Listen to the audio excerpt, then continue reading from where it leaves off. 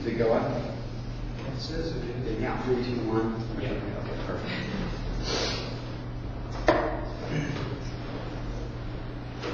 All right, so we had the principles and the governance system. So think about it as us versus all types of governments. So under the principles, we had some major headings, and they matched some of these, and some of these they didn't. But on the actual, what they have is principles, and then understanding purposes, and knowledge of symbols. And then they move into the next one. You missed roles of citizens. Good, thank you. Where was that at? That's B. B, got it. Roles of citizens. So, And then we added something about maybe character ed, civic virtue. yes, does that fit with roles of citizens? Not really. It's, or does it? Is that a role of?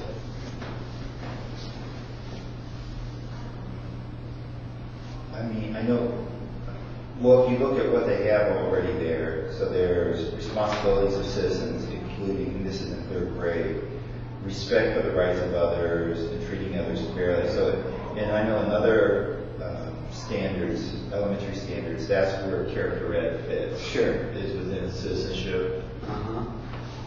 Kind of a citizenship ed, character ed, those two typically go hand in hand together. And it's usually considered kind of a subtopic of citizenship. And then I think, and we're just talking out loud, right? Yes. Certainly as not proposing anything. I think a lot of times it's done that way because it narrows the scope a little bit of what's seen as the character ed you want to focus on. Because if you were to look at character ed, in general it could be all kinds of character ed, right? It could be religious character ed, it could be citizenship character ed, it could be just a whole variety of different things. And so if we're talking about it in the terms of principles of the Republic, we want character ed in there. To me, at least, it makes sense to put it under the citizenship rights and responsibilities, where those character traits that we would hope young people would have that would reinforce their understanding of being a citizen of this country. That makes sense. It helps them narrow the scope a little bit of what we would teach in character ed, without being too constrained. So, do you see that as a new concept? I think it's already in here to some degree, and then we just be building out that concept B, role of citizen, to include more character ed stuff. And there's plenty of space in there. Right. So it's kind of like A continued, it's like a B continued? We could do it that way, or we could just add to the concepts that are there. Let's see, we have rights of citizens, rights and responsibilities of citizens. I don't know, what do you guys think? Should it be, it almost seems like a B continued kind of thing, doesn't it? Because these are, the ones that are listed are really about citizen, kind of the voting, that sort of thing. Right. It's kind of the rights and responsibilities of citizens.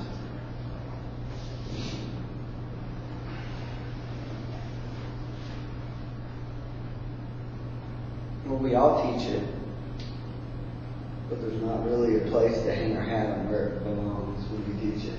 No, it really surprised me. I think I mentioned before when I moved here, is that at least in the St. Louis area, I don't know about the rest of the state, character ed is big. I mean, it's like a lot of the schools teach it. They have big conferences every year. They have banners hanging up outside the buildings. And then I went to, really try to understand the standards. I was like, it's not here really. Right, there are no standards. There are no standards for it. So it's kind of something that's in practice that really doesn't have any place to hang its hat. Is it that way in other parts of the state? I mean, is character ed something that's really emphasized in the schools? It is in the teens. It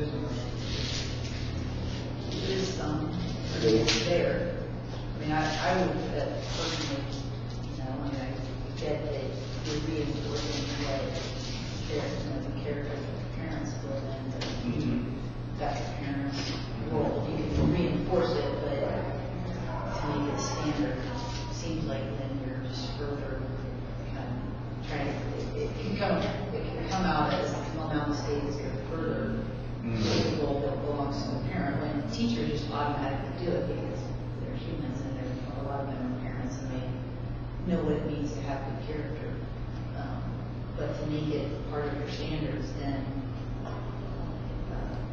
it just seems like it's putting up to the top something that's more primary parent responsibility.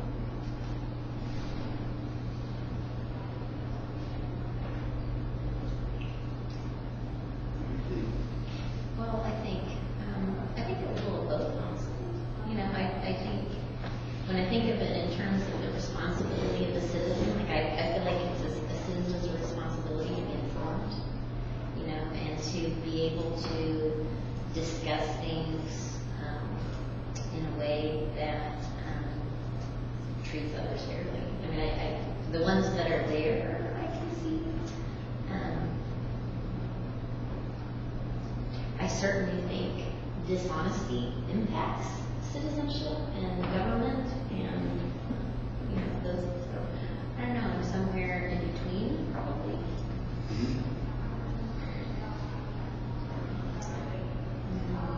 I don't think this is what we're talking about when we say character ed.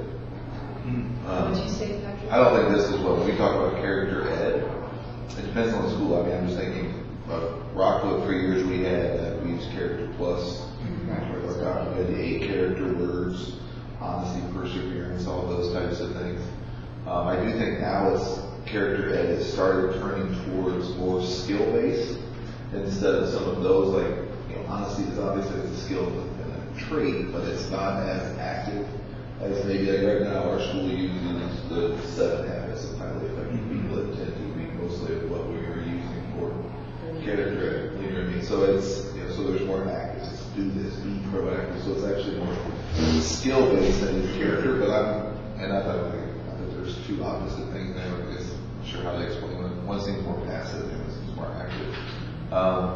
So when I read this, I think what they're talking about in letter citizens. The only spot that I kind of see it, maybe a little bit, is in B. I think that's K, 1, 2, 3, 4th grade. Discuss the responsibilities of citizens, including respect for the rights of others and treating others fairly. And it's in that respect for the rights of others and treating others fairly is about the only place that I kind of see something that would resemble what we consider, what we would look at as character ed.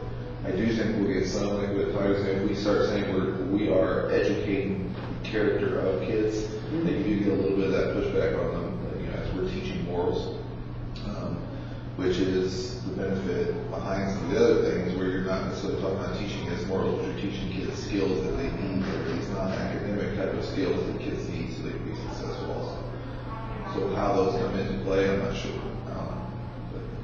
So I don't think it's in here honestly at all. When we talk about it at school, I talk about the fact that it's not in your curriculum. So this is something that we deem as important. We have to find a way to make it in there. It's not actually in your curriculum anymore. And that's how we talk about it. So I don't think it's about it at all. I don't think I have the glossary. So what does it say are the responsibilities? Is that listed in the Citizens? glossary? I don't know. It's as old as it is.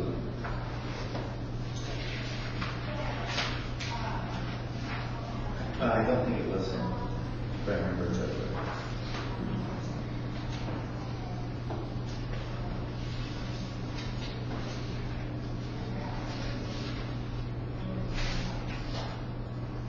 I think that's one of those places where teachers said it's unclear. I think the rights of citizens is an easy, Yep. but the responsibilities, I think, is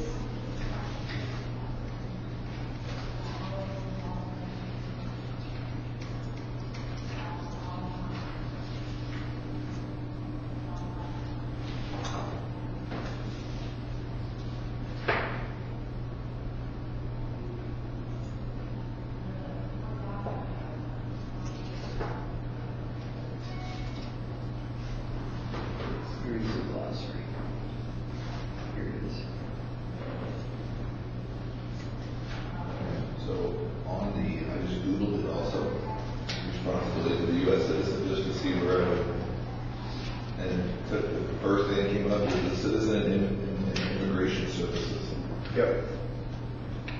So the first responsibility is support and defend the Constitution, stay informed of the issues affecting your community, participate in the democratic process, That's what I put. respect and obey federal, state, and local laws, respect the rights, beliefs, and opinions of others, participate in the local community, pay income and other taxes honestly and on time to federal, state, and local authorities, serve on a jury when called upon, and defend the country to need should arise.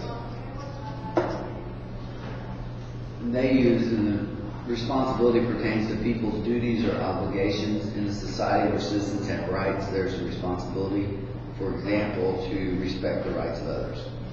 That's the glossary. So it's pretty open.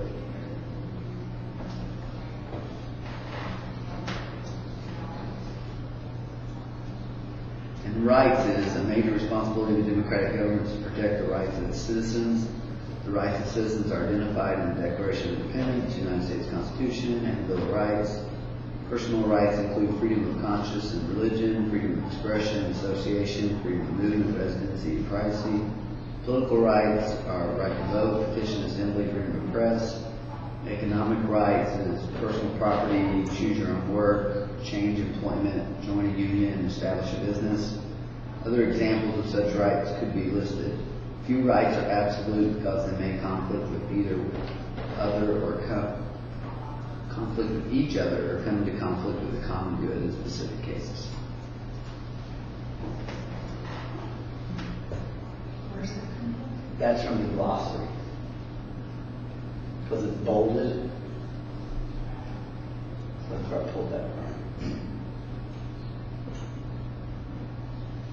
So I'll just take this moment to say I don't agree with that glossary definition at all. Like, I don't think that we should be defining what our rights are. The citizens in our republic, I think what we need to be doing is teaching our children to define what the limits of government are. That's where our Constitution did, is define the limits of the government, not the people. We're trying to define what the rights of the people are. And that makes sense to me.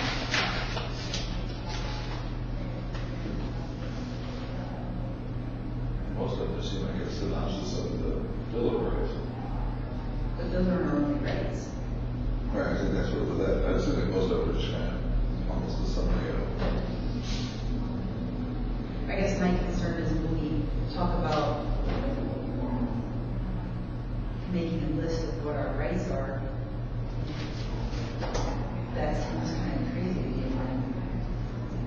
What the purpose of the Constitution was to define the limits of government, not the people. I mean, they left a kingdom that was telling them everything they could and couldn't do. They didn't want that anymore. They wanted to come free, have liberty, to live their life the way they chose.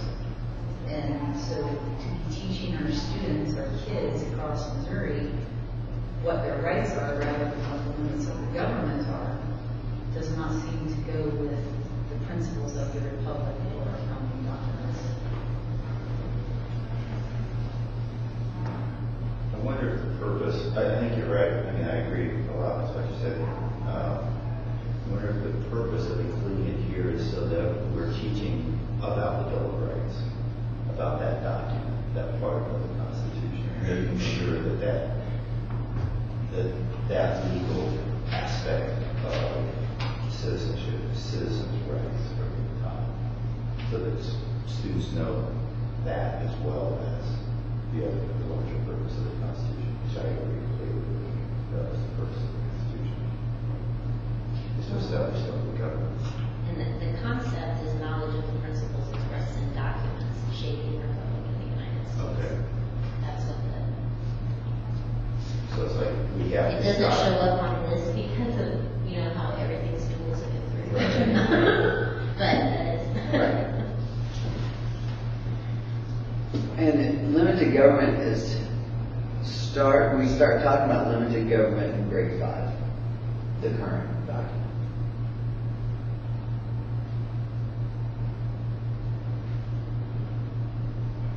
just wonder what kind of foundation we're setting in our young kids when we're teaching them from the very beginning that there's a definition to the rights that they have or the responsibilities that they have. Look at it. When that's not, that's not the foundation of why people came to America in the first place. It wasn't to have defined rights, it was to have a limited rule, limited government. So are we setting a foundation, a errant foundation for what our kids need to actually be able to defend the Constitution, to defend their rights when they're being infringed on by their government?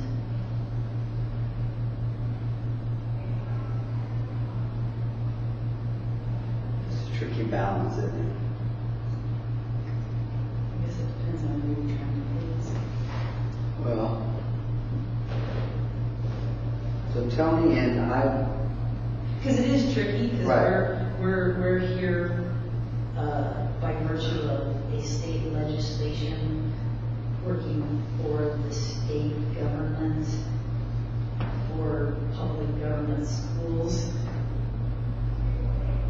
to put together how to teach our kids about the principles of the republic and defining the limits of government when it's the very government that's trying to help us do those things. right, no, you're right. So, But is there something to be said about the fact that you have the right to do such a thing? Like in some countries, you would not necessarily have the right to voice yourself in that way, I guess, maybe, or without, without facing any sort of, maybe you do now, and I'm just kind of trying to look at it.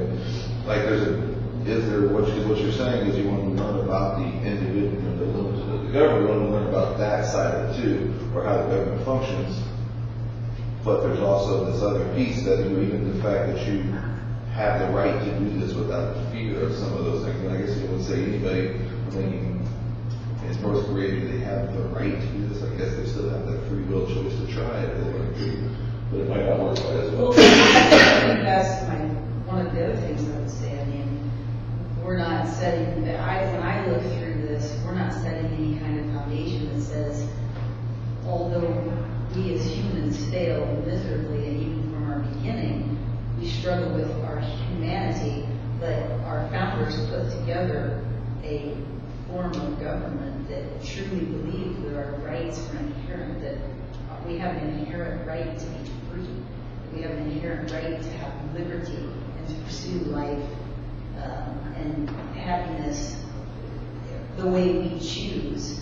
I'm not saying we've done a good job in all aspects of that, because we're flawed humans, but I don't think the documents and the principles behind it are the flawed portions. It's the people who then try to place limits on one another, typically through government, that then we grow government, and then people's rights somehow diminish, their liberty somehow diminishes, and then the very inherent thing that our founders believed was that we're born free. So yeah, we shouldn't be like other countries where you have to define what your rights are, because we're not supposed to be like any other country. Because most other countries don't have their foundational documents that believe that all men are created equal, that all men have the right to life, liberty, and the pursuit of happiness. I don't know of any other country that does that. So how would you go about facilitating standards for kids to study the documents? So this isn't, if you're saying this isn't an okay way, or that definition in the glossary is not okay, how do you see that rolling Well, out? I don't know, maybe we actually go through some of the documents, some of the main documents, the Constitution, the Declaration of Independence, those go hand in hand. Some of those documents, and we come up with, this is what we believe is the foundation for teaching the principles of the Republic. But what it it means to live in the United States under a limited government where all men are created equal. They're endowed by their creator. What's that? They're endowed by their creator with, you know, certain inalienable rights. I mean, maybe we don't go off of this. Maybe we create our own foundation based on those actual documents, not standards. So where do you think, because I thought, to me this feels like this has already got this. But when I read through it, honestly, when I read through it, I don't see very much that actually, displays what our Constitution or Declaration of Independence actually says or is meant to do. Like, I don't look through here and go, oh yeah, this explains what it means to live under a republic, under the Constitution and the Declaration of Independence. I don't see very much that actually reveals that. My gut is they're writing in broad strokes. And it's so broad. I mean, you're looking for a specific, I think. And I get what you're saying completely. Well, I'm not cut you off. Go ahead. Well, I'm wondering, part of it is the framing. So,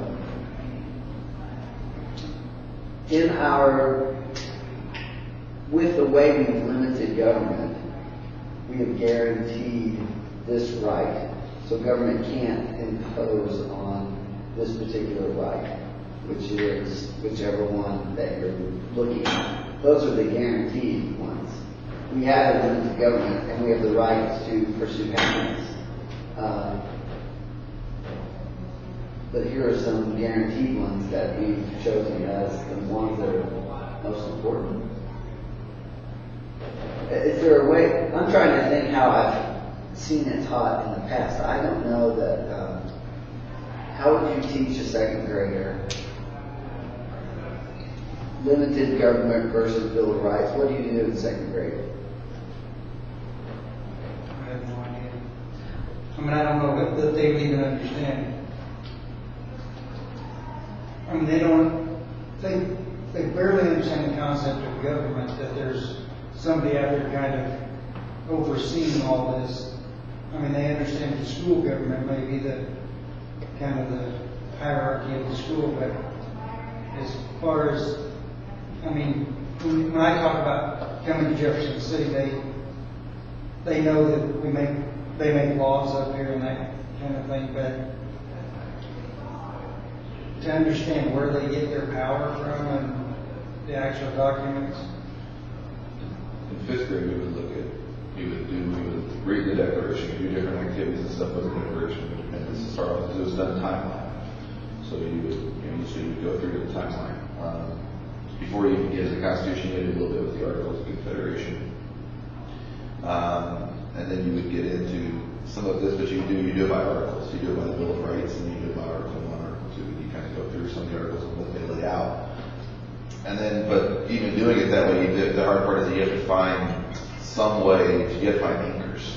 So just doing it, you got to find some way to give them something to anchor some of these things to, which I do think becomes difficult, especially in the current climate, I would say, at times, because, for example, I was in the classroom right after Obama was elected, and they were doing some of the appointments and having some of the hearings, and I was told that we should not show the hearings because it looked as though by showing it we were promoting one thing or the other, and I just wanted them to be able to actually see the process, that when we're talking about these things, this is actually what's going on right now. So the Senate is now confirming, so we're talking about checks and balances, we're talking about this, and here it is literally, it is what we're being asked. So we were asked not to show it for that reason. But so I mean, I think some of those things we need something to anchor it to. So that's why when I'm looking through there, it looks like some of those things, limited government rule, obviously checks and balances. Now, checks and balances is probably the one we spend the most time on with that, separation of powers, because they kind of go a little bit together. But so those would be the ones, of those are probably the ones that you end up spending the most time on, because it's somewhat concrete. But we went through some of the articles, and it's a lot of the summaries and synopsis of them. What, obviously, if you summarize something, you could get someone's, it's a little bit more subjective maybe than objective, but That's gonna be inevitable, no matter who looks at it. In our third grades, we start with the Declaration and Constitution in third grade, and so in the inquiry thread, when they work with the Declaration, they actually start with the document, and then they're looking to, before, we don't start with the terms, we start with the document, and then those things, when, when they're outlining the places where the king has usurped his authority, then those are clustered into those concepts. So this one is about a concept or a principle called limited government, and this one is about rule of law, and this one is about, and then it's kind of sorting. So you sort His usurpations, where he's usurped his. okay, so you sort to what he did. The accusations against the 39 king. Yes. against the king. Got it. And you sort them according to where they fit in what we've included in the government. I like that. That's great. I don't know that we do that. I like that. Well, I think that's really good because most of the time, every kid that comes out of public school for the last however many years thinks we started a revolutionary war over taxation without representation as the reason. And when we look, it's one pretty far down the list of 39 grievances against the King of England. I guess to me, I get it that, I have young kids as well. I understand these young grades, it's, they're not trying to teach them what it means to live in a limited government, but there are some foundational principles that if you lay a good foundation, then as you start teaching them some of the other stuff, it's going to click and become, I read through all this and I just think, okay, we're talking, I get it, we're going kindergarten through fifth grade, but nowhere is the mention of an important principle in the Constitution. It's not, liberty's not even on there. Well, what the heck? Our inherent rights by birth, being born into this world. None of those things. And my kids at a young age, I was, you're able to teach that. It may not, be a very narrow thing, but it's teaching a broad thought that we were put on this earth to born free. But to me, one of the big things is that the word liberty is not even. Yeah. I thought we had a chart somewhere actually where we discussed liberty, because I thought we discussed liberty and justice. And I don't think we have. I have not removed from the any chart. I think they're important. I was looking under knowledge of symbols to see if we had the Statue of Liberty as a symbol of liberty. But what's that? I don't know if we define it anywhere. Yeah. I put on the Principles of the Republic actually across several of the concepts. But what I think is missing, I guess, is that there is, and I was finding out, I guess, that that connection to relevancy and current events, like on all of them, even kindergarten. I have research examples of, because I feel like that's what's missing, is there's really no connection unless you have that witness, I guess, as a teacher, that Right. you see this is not going to be relevant unless, I'm talking about, because I was even thinking of, the second grade one explaining by the concept of majority rule, because we just got back from Colorado. Why do some states have helmet laws and other states don't? Because they voted and the majority will that we're not going to do that. And trying to think of issues that kids can connect with and see visually and think about different perspectives on that concept. To me, that's really missing across both the principles of the Republic and government strands, articulates the skill, I guess, of citizens of being informed, of knowing issues and pursuing issues, and I feel like that habit of being informed starts very early. If you, I think it's a skill to learn to be informed, and that to me that's the part of some of these things for me that's missing is that. Do we have a responsibility to support the development of the skills of citizens? Not necessarily the character of citizens, but the skills of citizens, I do feel like is missing. Well, do you think that if kids really understood that they're born, free, it's a very big responsibility. Liberty is an extremely big responsibility. And when you're, to be informed about maybe a vote that is taking place, what you're basically saying is I'm getting informed about potential liberty I'm getting ready to give up for something else. You know what I mean? Like, that's what we do every time a new law comes into play. We're giving up liberty. If that foundational understanding is there, it just might be that you want to be more informed because you understand, hey, wait a minute, I have something to give up here. If I do nothing, then it's gone.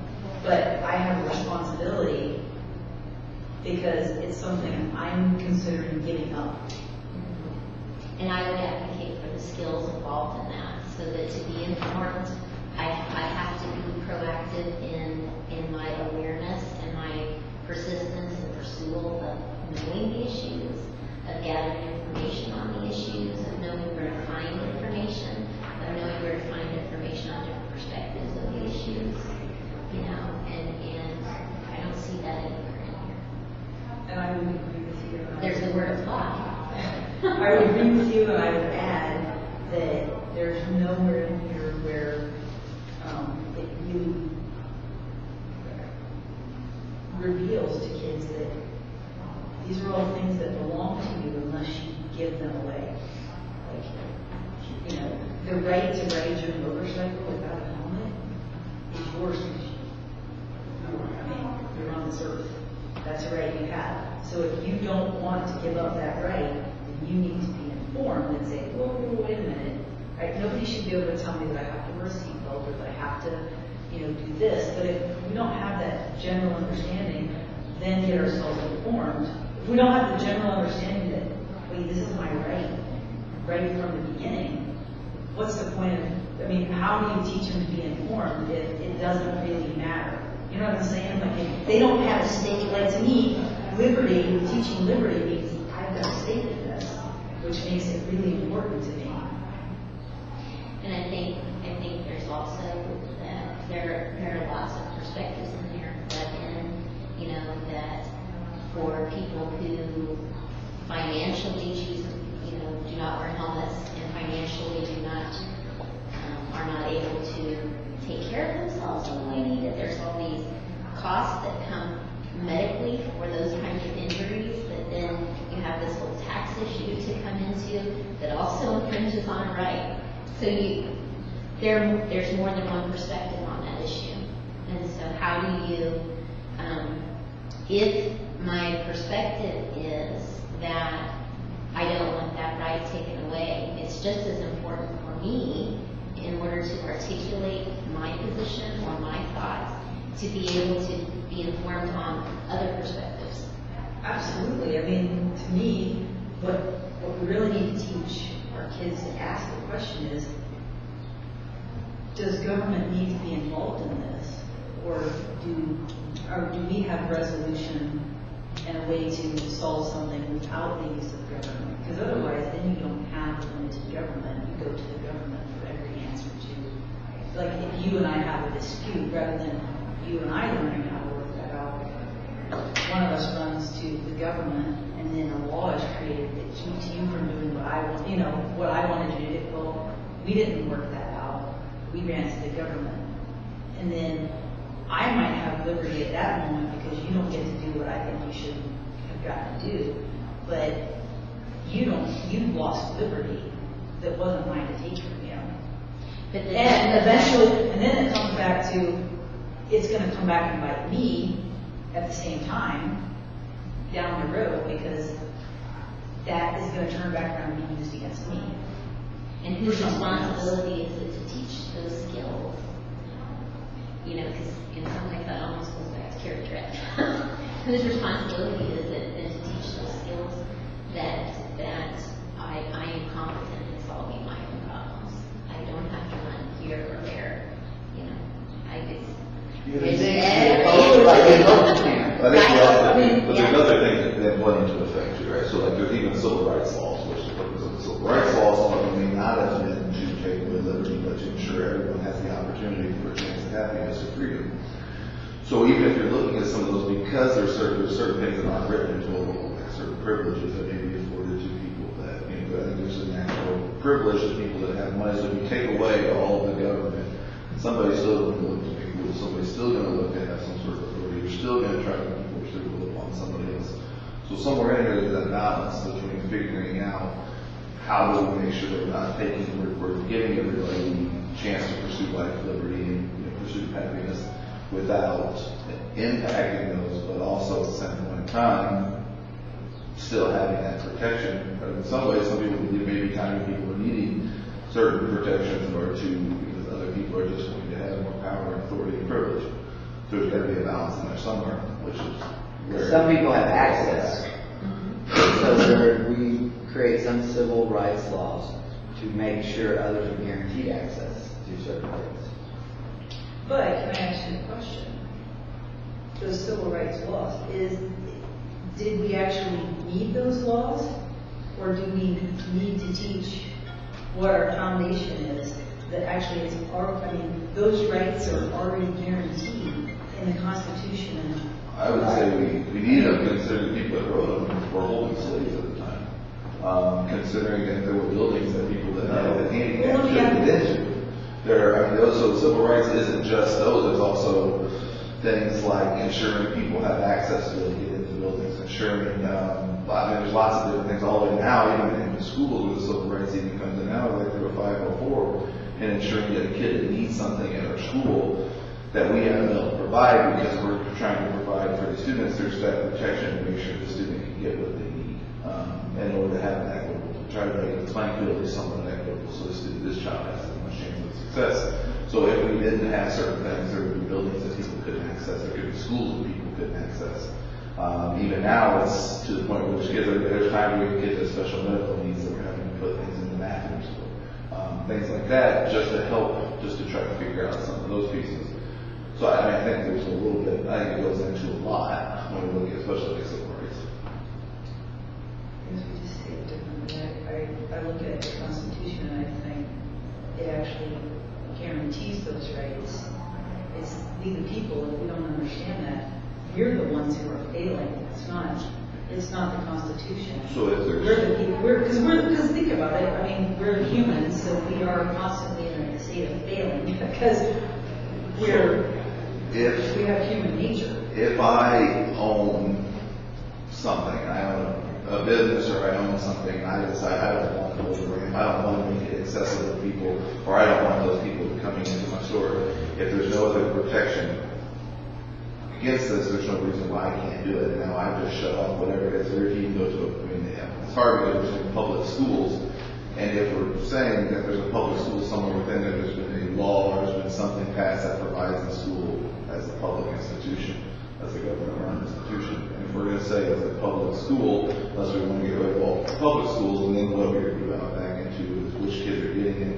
And it's going to cost, if I'm running a private school, it costs me a lot of extra money, and I don't have to allow that kid into my building because it has a special educational need, then there's no need for me to do that. And so somewhere in there we have to protect them, because if I still have the freedom to make those choices and I don't care enough about that person to take that kid, then that still is legal, and I also have that freedom. Well, our founders did say that we can't have both security, protection, and liberty.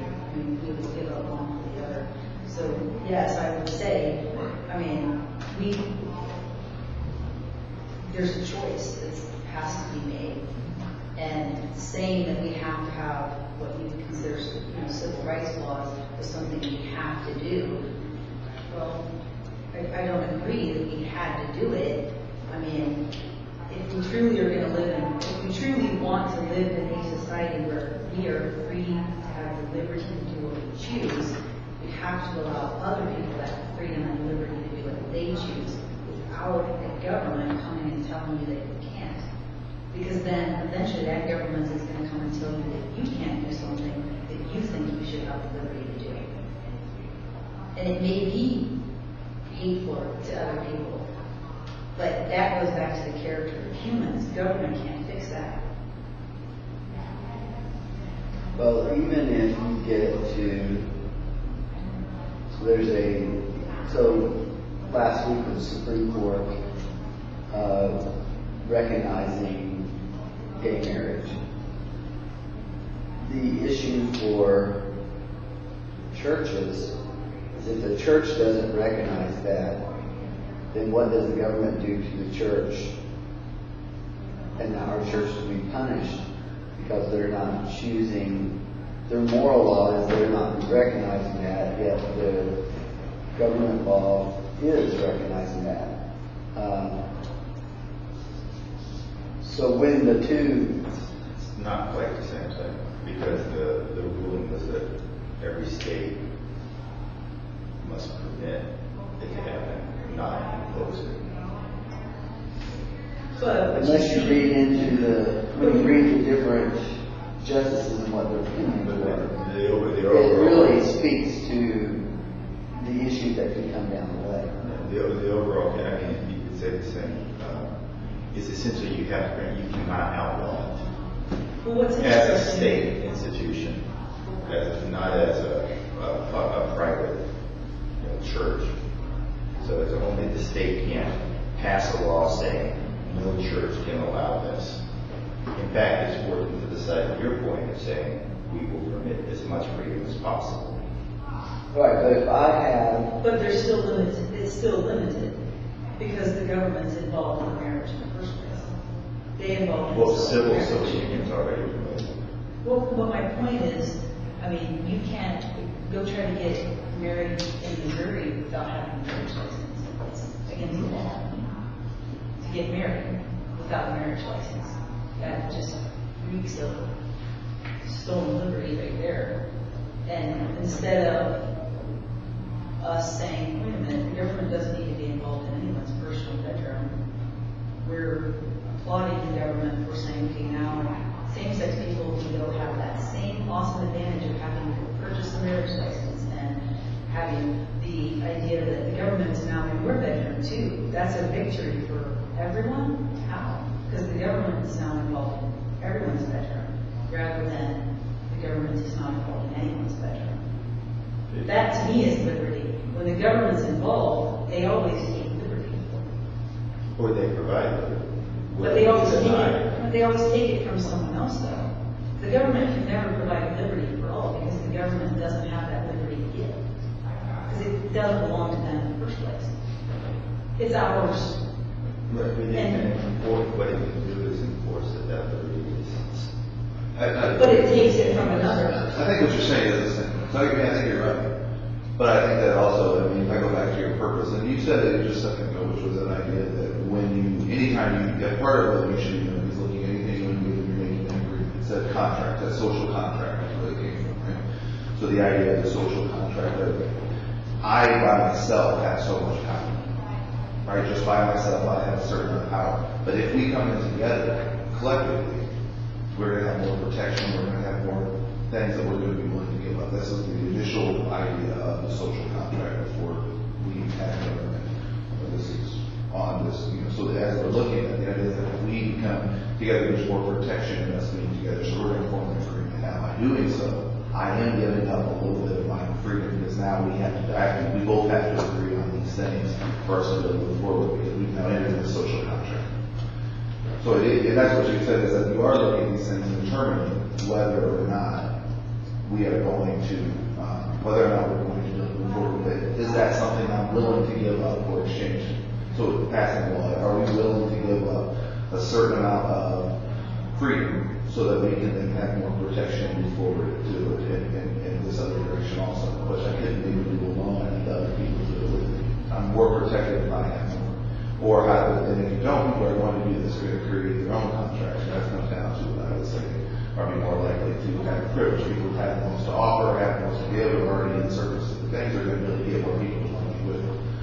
So even at the beginning, all of these things, that's where it comes down to. So no matter what, if we don't, so even if you look at marriage, part of the reason why it's marriage, I don't know if that's as much with that. If you look at where even the guy that sued, you don't know where it came from, was because his partner had ALS, and he was about to die, and he wanted to try to get some of the same benefits that are afforded in marriage. So part of the reason why marriage is still as into it is not about the actual marriage, it's about the way the rest of the systems have been set up to impose it. So there's always a law and set up all of their systems, which comes back down to the freedoms and some of those things.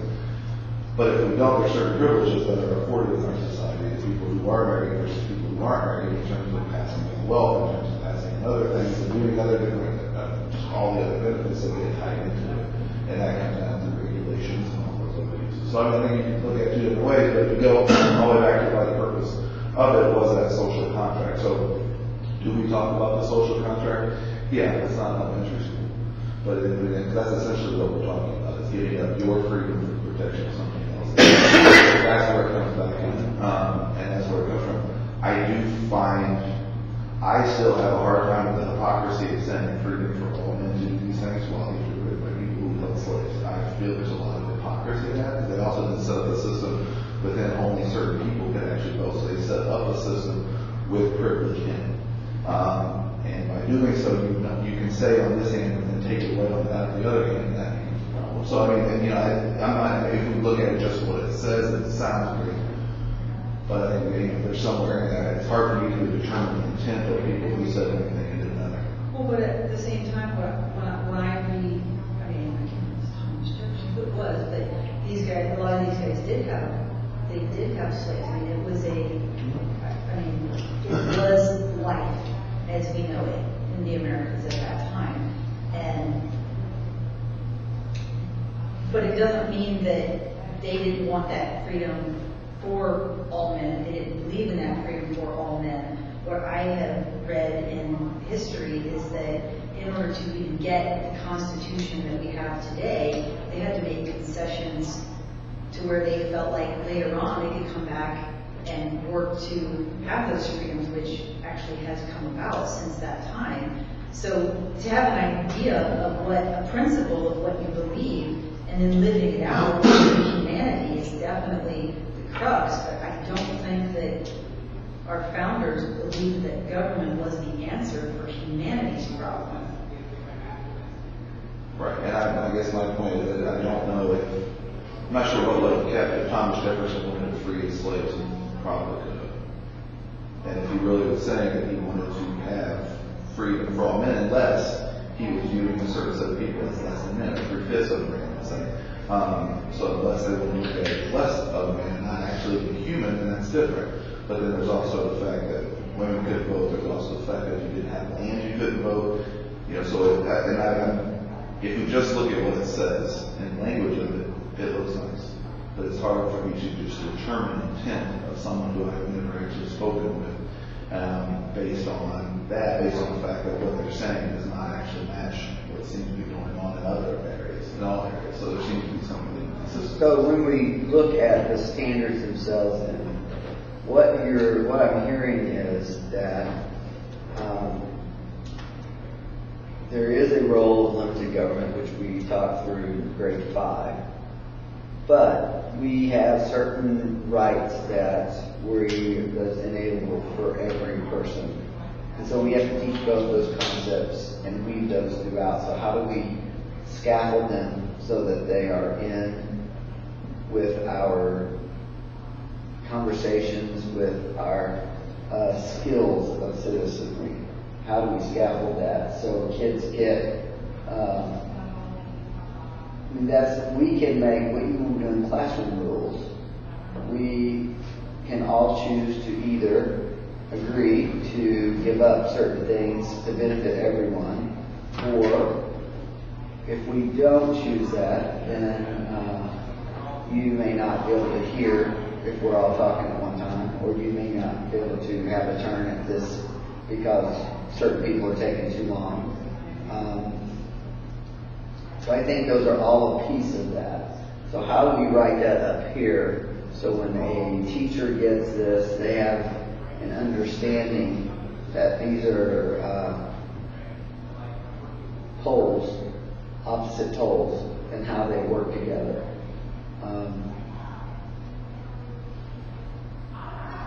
So how do we write that? In grade 1, they start talking about the common good.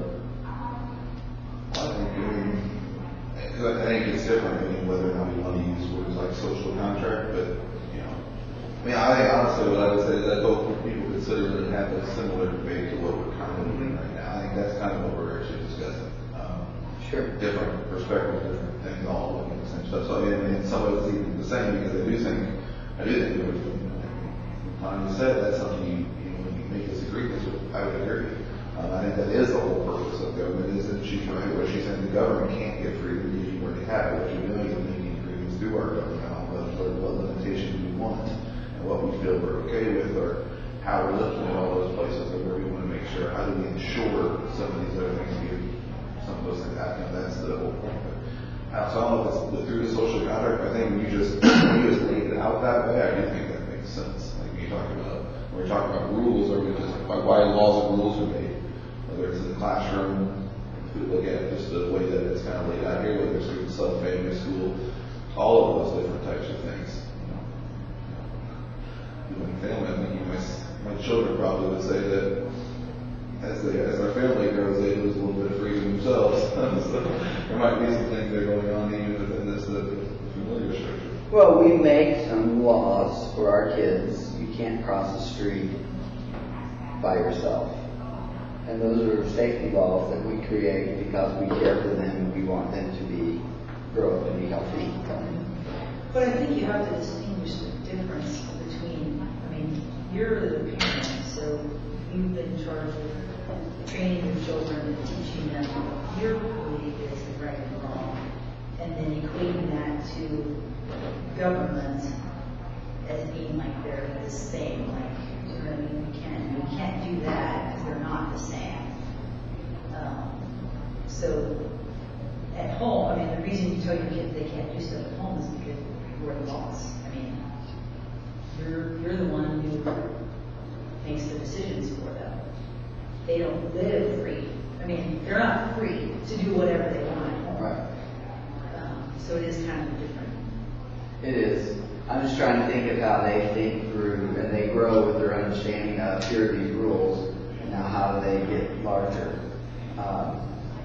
Yeah, I think that's why they make a distinction between identified laws and rules.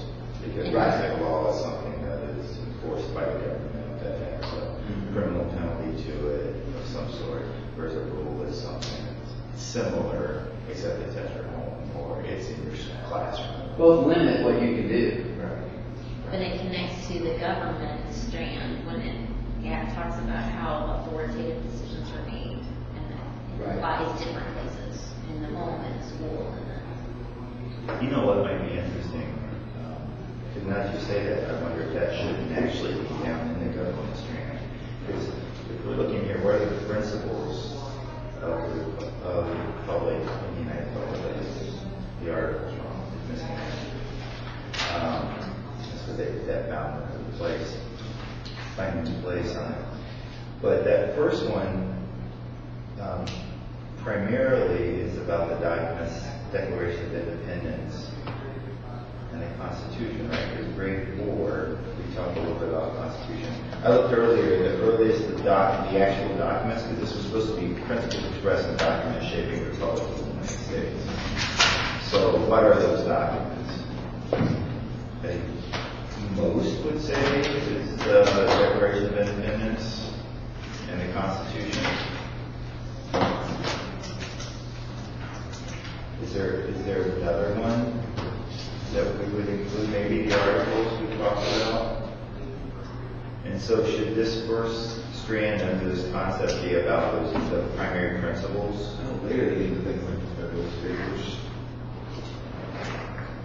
Or maybe other things that kind of come in. From K-5? I don't think it's that early. Yeah, no, would we want to talk about other documents that are, that express, the principles of the Republic of the United States? I mean, when you think about teaching little kids about liberty, where they come from, I mean, there were definitely things from England that led up to 1900 laws, like the 1100 that, and then the Magna Carta. Those were things that sort of part of that 700-year history that led our founders to say, we want to do things different. So maybe you introduce, what those, you can introduce what those were, and this is why our founders did this, because they came together. I like what you say, I mean, what Kathy talks about, I mean, kids can relate to, this is what the tyrant was doing, and this is what the people who want to be free said they were going to do. You know what I mean? A second grader can get that concept. So I don't know. I mean, The National Archives had a thing where they listed the 100 documents, the 100 milestone documents, and there's quite a few.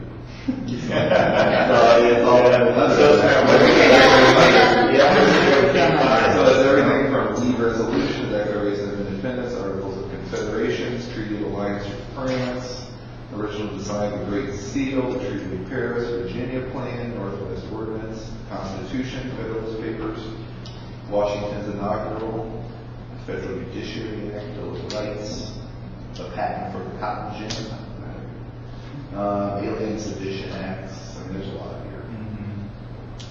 Louisiana Purchase. But the fundamental principles, what documents that, that shape the United States. Certainly we could all agree on the Declaration of Independence and Constitution, which are the ones that right? yes. And maybe the Articles of Confederation.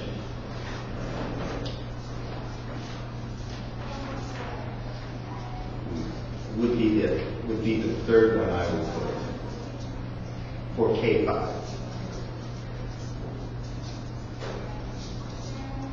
How do you take them to K-5 and tell them why we wrote our declaration and why? Well, I think what Kathy said is good, and it's actually in the Declaration. Those grievances. Yeah, Exactly. You could work right with the grievances. You can break down to age-appropriate level what the meaning of those grievances are. And then this isn't taught in isolation. I mean, this is taught I think, typically in conjunction with history of the revolution and all those sorts of things. So then, if that first concept here, what are the principles, then you would look at those three documents and say, well, what are the big principles that come out of there that we would want our young people to understand or embody within those documents? And I think that's what they were trying to do here. It's probably not as inclusive as it should be. And I think they strayed a little bit because they got confused between the government and the principal strand. And in that first one, it's so grade 5. By the way, the earliest this comes in is grade 3 that I saw in the standard, where either the Constitution or the Declaration are mentioned. Which you got in grade 3, concept C, state the main purposes of the Declaration of Independence and identify the purpose of the Constitution. So concept A, the principles of Republic in the United States. So what would be the main principles of those three documents? And are they in here?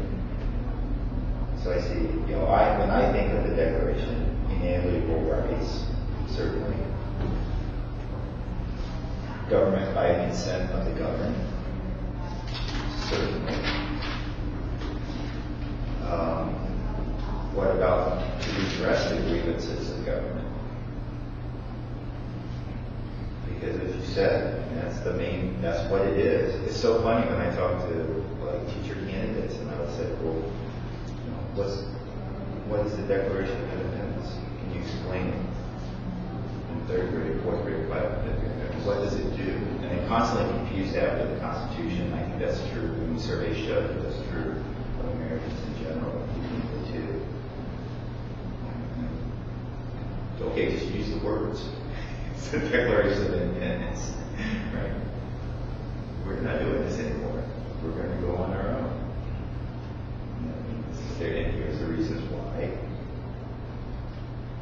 And from the fundamental value that we have as human beings in the rights, you cannot separate that from me. And that's what the monarchy does. And here's all the ways it's done. And really it was, You only rule because we say you rule, and now we say you don't. yeah, and it was really, I mean, I was reading the leave resolution that was actually proposed in June of that year and then signed on July 2nd, was actually our dissolve, I mean, when they agreed to that, or like whatever, right, words there, that was our actual dissolving of our allegiance to Great Britain. It was when, I mean, when they signed the Declaration of Independence, it was explaining why we were leaving. And they had already made the decision. I mean, they voted to make that decision, a couple of days before that. Maybe that, I mean, that's not taught in schools. I mean, I had to go, when I research that side of history, but the Declaration of Independence was really just an explanation of why we did what we did. Right, absolutely. So right now it says, such as inalienable rights, government by consent of the government, would we add redress grievances or something to that? Would we not add that as a fundamental principle that comes out of the Declaration of Independence? Let's put our own personal perspective on government. Let's say if a scholar or someone was to read the Declaration of Independence, what are the main principles that we would see out of that? I think the two they got are true. Where is it? It's in grade 5, I'm sorry, it's in grade 5, that top cell right there. Let me get over there. Inalienable rights and government by consent of the government.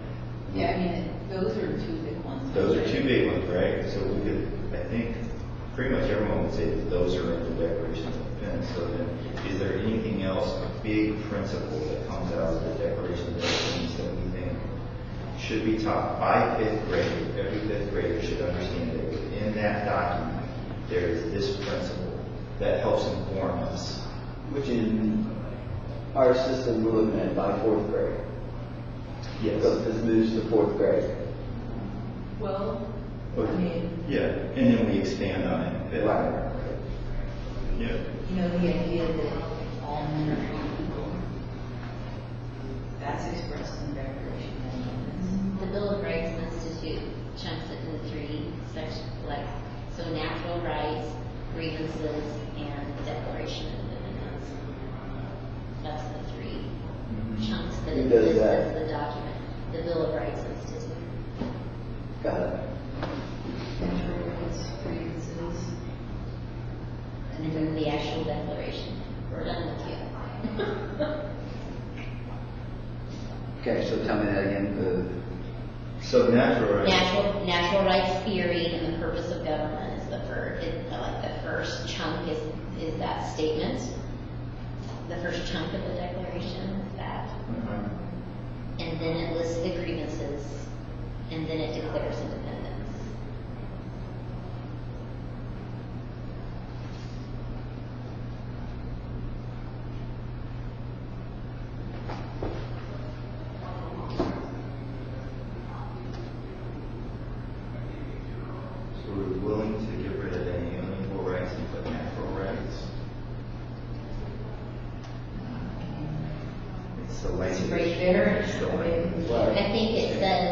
it says natural rights because in the document it says with the laws of nature and nature's God entitled them. So I think that's why it also described it that way here. Right, so there's.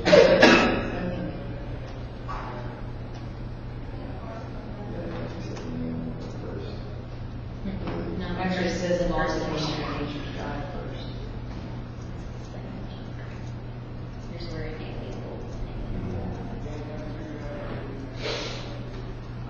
No, I wasn't advocating for that. I was just saying. Yeah. that- Yeah.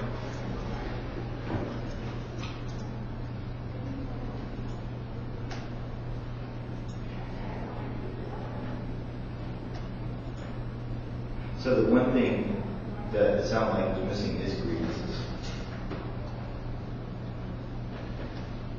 Yes. Hey, where are you guys Are at? you guys here too? Well, they put us in the ballroom up there. Oh It's my like gosh. room for like 200. Right. Ah, So I think we found a room across the hall. And I'm not sure. We're just hoping no one comes in and says go. That's okay, that's good things. We only got 4 people, and everybody basically was we can come Monday, we can come Tuesday. And so I didn't know So you're breaking for lunch? Yeah, we're just warming up as usual. It always takes us a while to warm up. do I need to coordinate a band then for, I'll ask him, I'll figure it out. No, you're fine. Good to see you.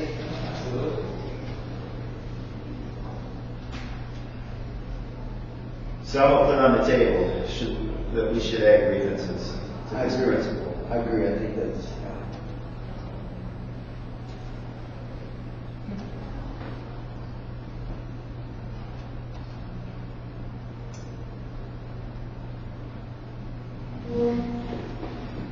And it, Then lay down the first arrow. Well, I mean, that's to the themes that we have here, I mean, I guess that's only, if I agree, we have as room where, you've got it earlier. But do we need to fit it within the themes, or do we end up with a hodgepodge? I don't know. Well, if we can start with the end point and say that within this concept, we need to add this principle, and then we can see how that works out. Put it in the grade 5, word it somehow, and then Right. work back with those And principles. then work backwards, so that we build, because what's really funny is, I mean, as you look at right there, I think this is what Catherine's talking about, where you have that why laws and rules are made. Does that really line up with inalienable rights? And does that scaffold to the end of grade 5? I don't think so. I think they're actually talking about 2 different things. Whereas right now, we can start with our end point in mind that in the deck, we want all children to know by whether it's grade 4 or grade 5 that these are the main principles that come out of the Declaration of Independence, and then we can scaffold it back to kindergarten. Well, what does that look like in kindergarten? What is the idea of kindergarten? What is the idea at first grade? What is the idea of second grade? And with this in mind, and how they play it out at these different levels in your family. School. Grievances, redress of grievances, as part of becoming something we think children should know coming out of the Declaration, as a principle of the Declaration of Independence. The why? It's the why. Yeah. Why are we doing it? Good point.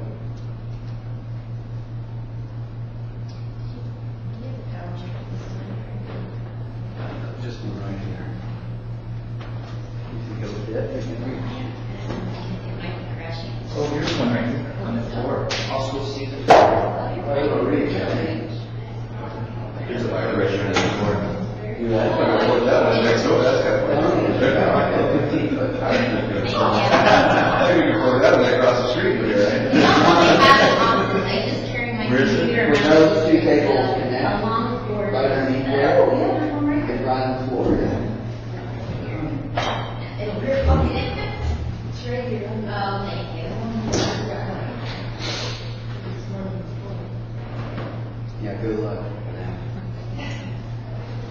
working on it this morning and I gave up.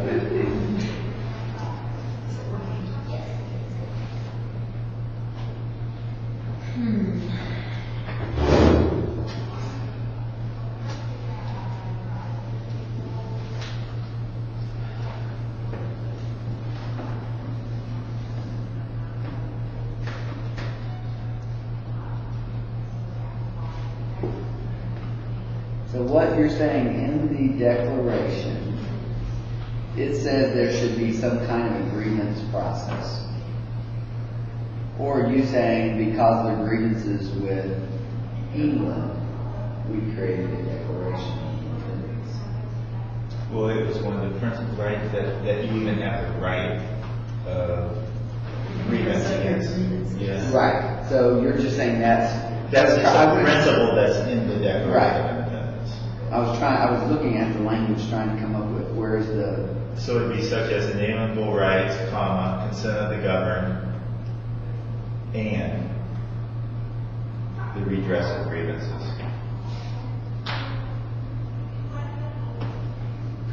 Because prior to that, you didn't have, I mean, you couldn't say, no, government, you're wrong, and you need to fix this. right.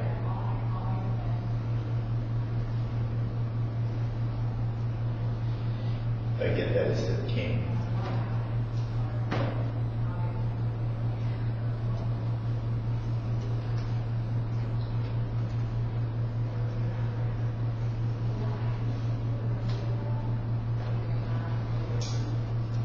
I can understand I that. have a proposal for other wording in this. Please, I think it is too.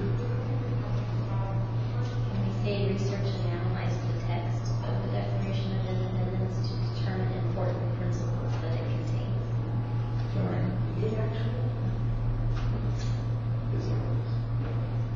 Sorry, hit the wrong button. There we go. Yeah, identifies kind of lower DOK on this, but I was just trying to get the ideas and then we could scaffold it backwards with the DOK and also what does that mean at different levels in children's lives to make it applicable to children's lives and understanding. And you're thinking what was the, Well, I think we have to, I think, like it's just plain words, research and analyze the text of the Declaration of Independence to determine important principles that it contains. type that just so we have it in there and we can go back to it. So research and Analyze analyze. the text of the Declaration of Independence Okay. to determine important principles that it contains.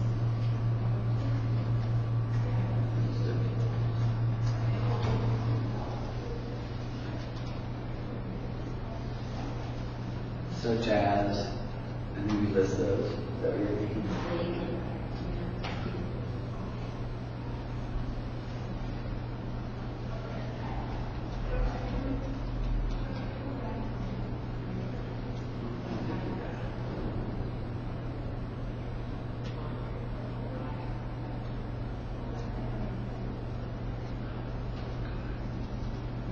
Are you working online? I don't know. it's going in and out along with that.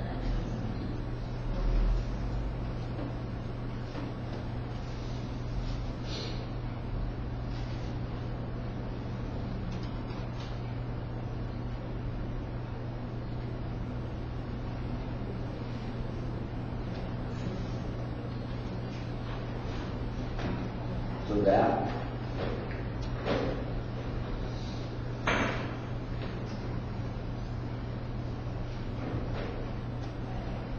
Is that fourth grade or fifth? The way we have it split right now, it'd be four. Fourth grade, what I think.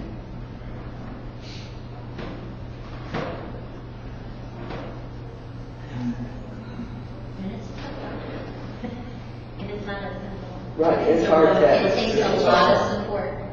Right, it's gonna take a lot of, Well, I can tell you, I have a fourth grader, and I mean, it's a, I think it can be hard for teachers in the classroom, they only get 1 day every fourth to speak. But my son is understanding the concept, but it is taking time. To me, it would be one of those with assistance, Right. research and analyze, that you would not be handing a fourth grader or a fifth grader as a declaration of independence and say, research and analyze this and answer the questions at the end. That's not what it should look like. But I they think certainly it's an can important process. yes. But at some point in there also, they can certainly read it. What about apply?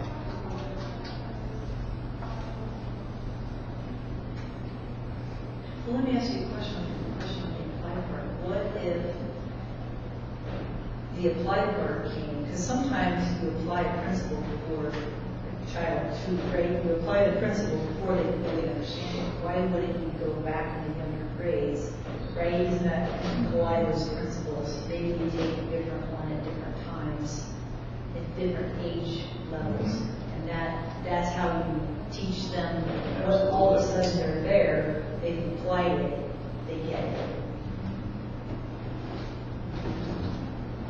I think that's one of the things that I find frustrating about the document as a whole is that the application is applied through the tools of inquiry strand rather than some, yeah.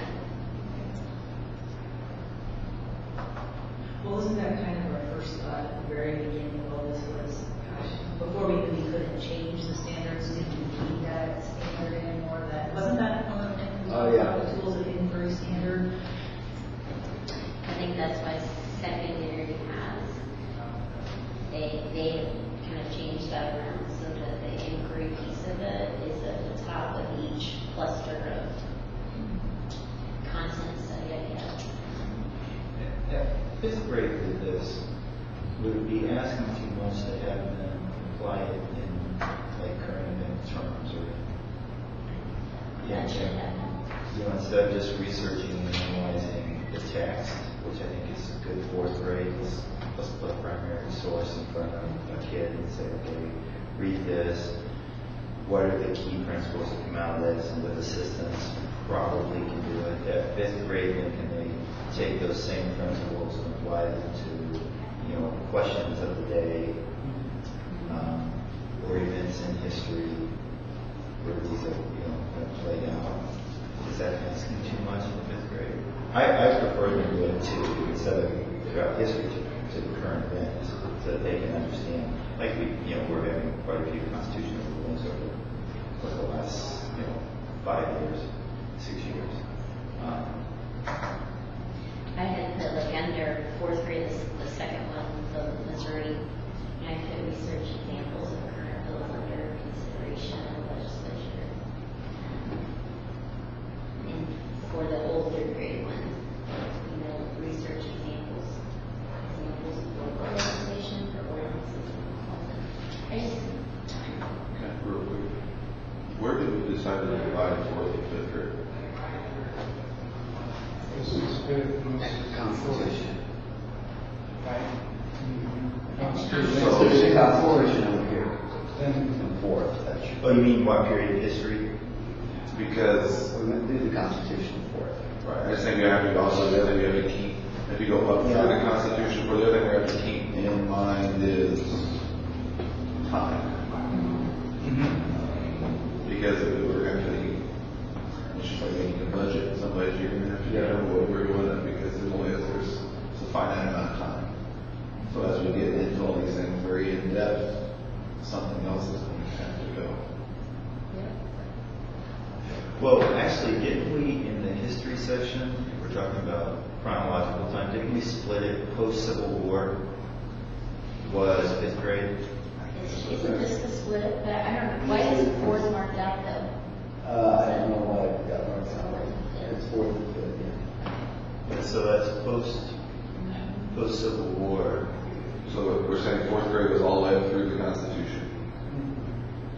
So essentially we've got everything that fifth grade had before, except for our Constitution through the Civil War. So like colonization through the Civil War. In fourth? Right, well, I mean, it's when it comes to Constitution, so the spreading, electoral expansion, so I mean, like, coming up with the additional colonies, so you're going from after the Constitution, then through the Civil War, it'll still be fifth. So at the end of fourth grade, They won't even notice that though. When they're angry about losing Missouri history.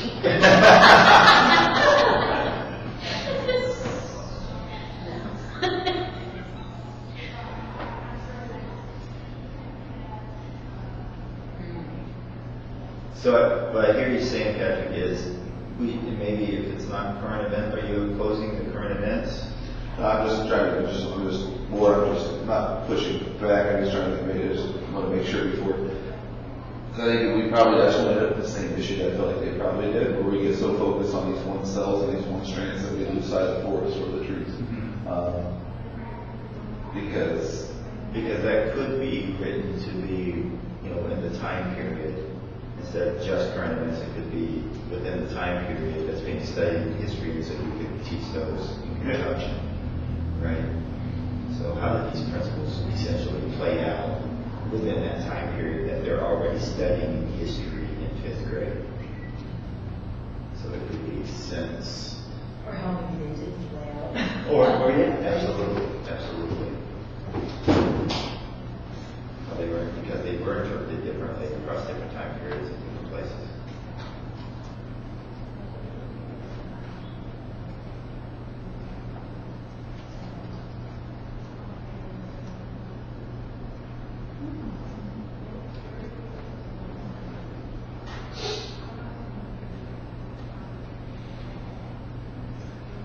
so fifth grade's going up through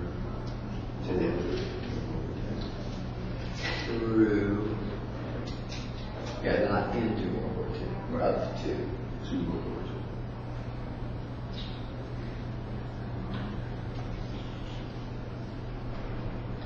It's a survey course, it's a highlight.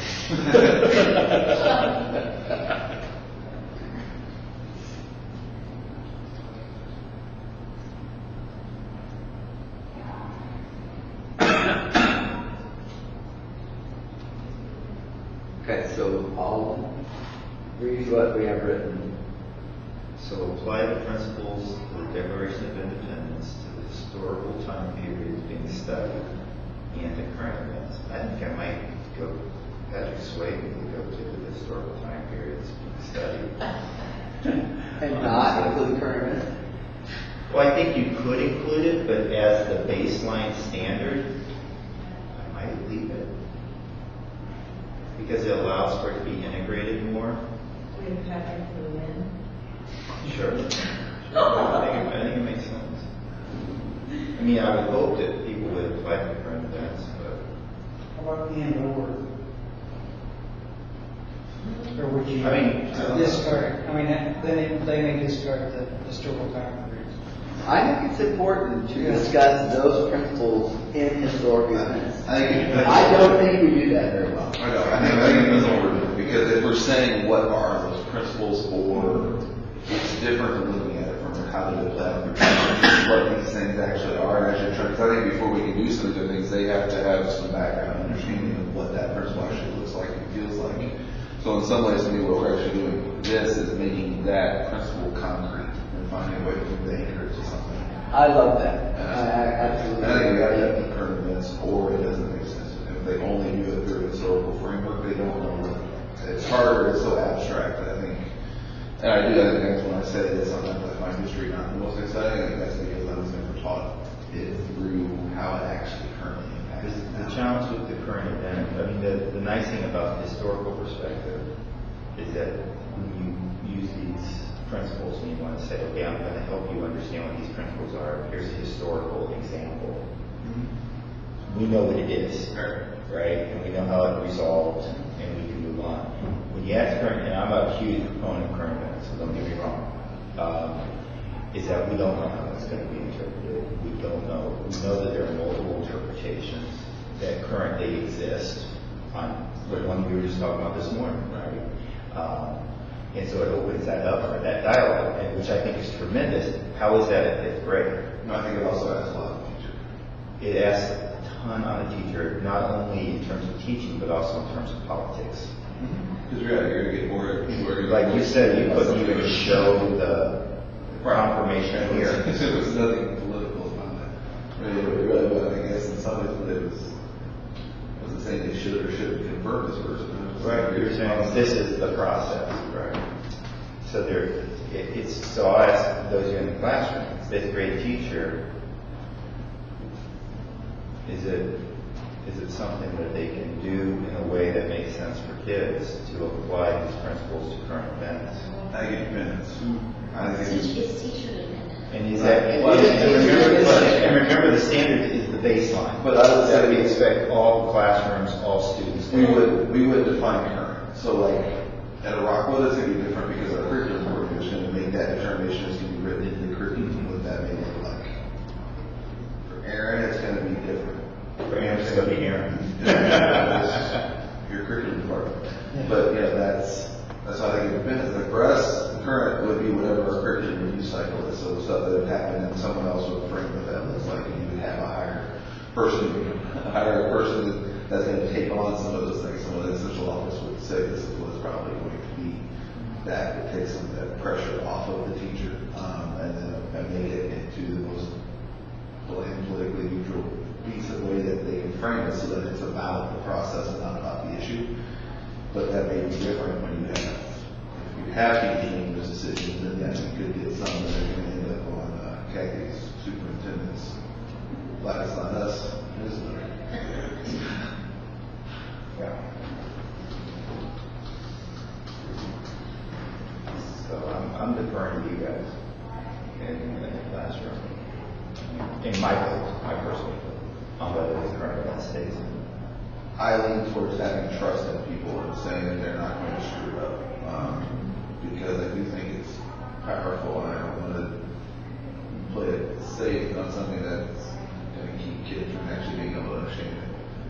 Go in one ear and out the other because it seems like something that happened 300 years ago. Right, I think the way to make kids have that sense that you were talking about earlier of I've got a responsibility is if they see how this is not a one-time event, this is the Declaration of Independence, but it trickles for now 200 plus years into every decision that we do. There's this give and take. Yeah, I mean, I think as long as the principles that we're, the focus, if the teachers focus on the principles, then whatever a child personally takes from a current event or a historical event is not the teacher's responsibility. It's the application of the principle. Well, it's a rich conversation. It is. It's a great conversation for classrooms to have, but we'll have to be limited. And some kids, they won't get any implication off of it, and other kids will really walk away with thinking in depth about it.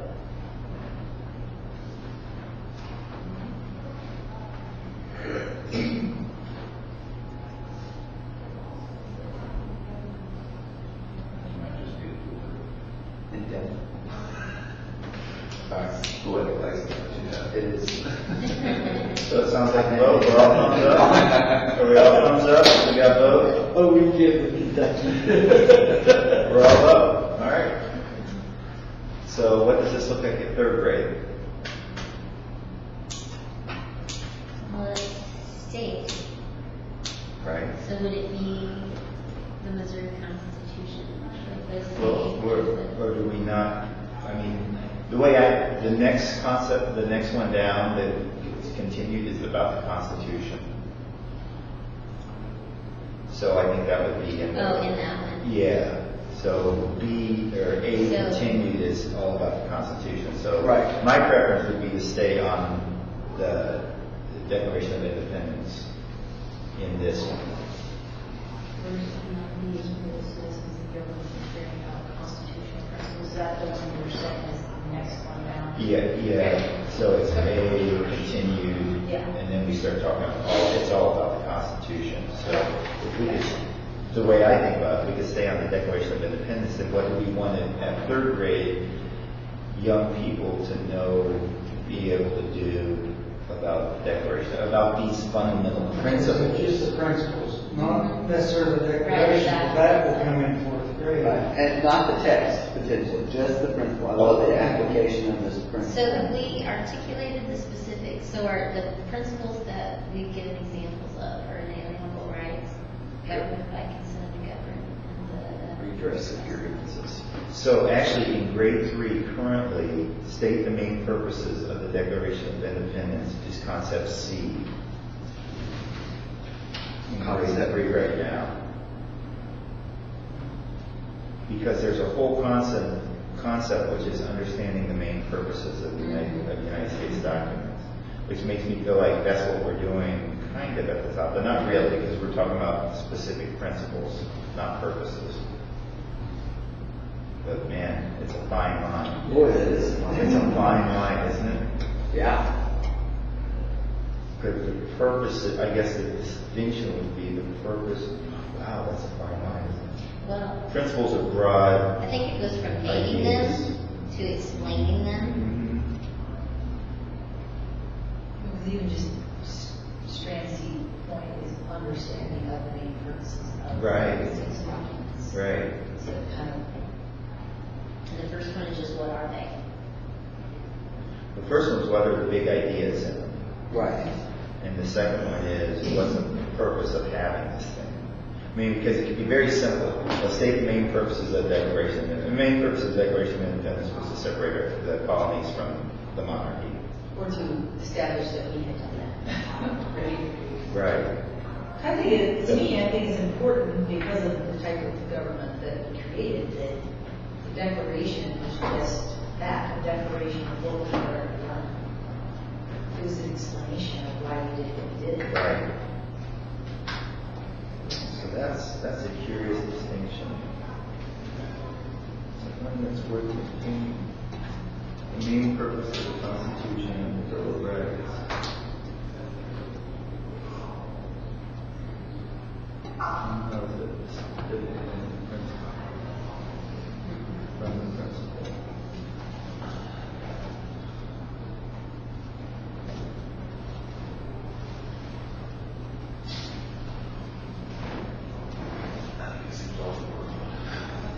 Yeah, I mean, but I guess the principles are principles that govern are broader in the sense because they exist in multiple documents. We have to be looking at principles there, whereas the purpose of the Declaration is the Declaration. We're only talking about that specifically. And the purpose of the Declaration was to explain why we had passed this resolution saying we're no longer going to be a part of. Right. And the principles And that is the purpose of it. are the larger philosophical. So I guess it depends on, so what we're gonna say is it depends on how much we want to get into it. So you could keep it very general, right? So the purpose of the Declaration of Independence was to declare our independence. Right, absolutely, and I bet that's what it's taught in all places.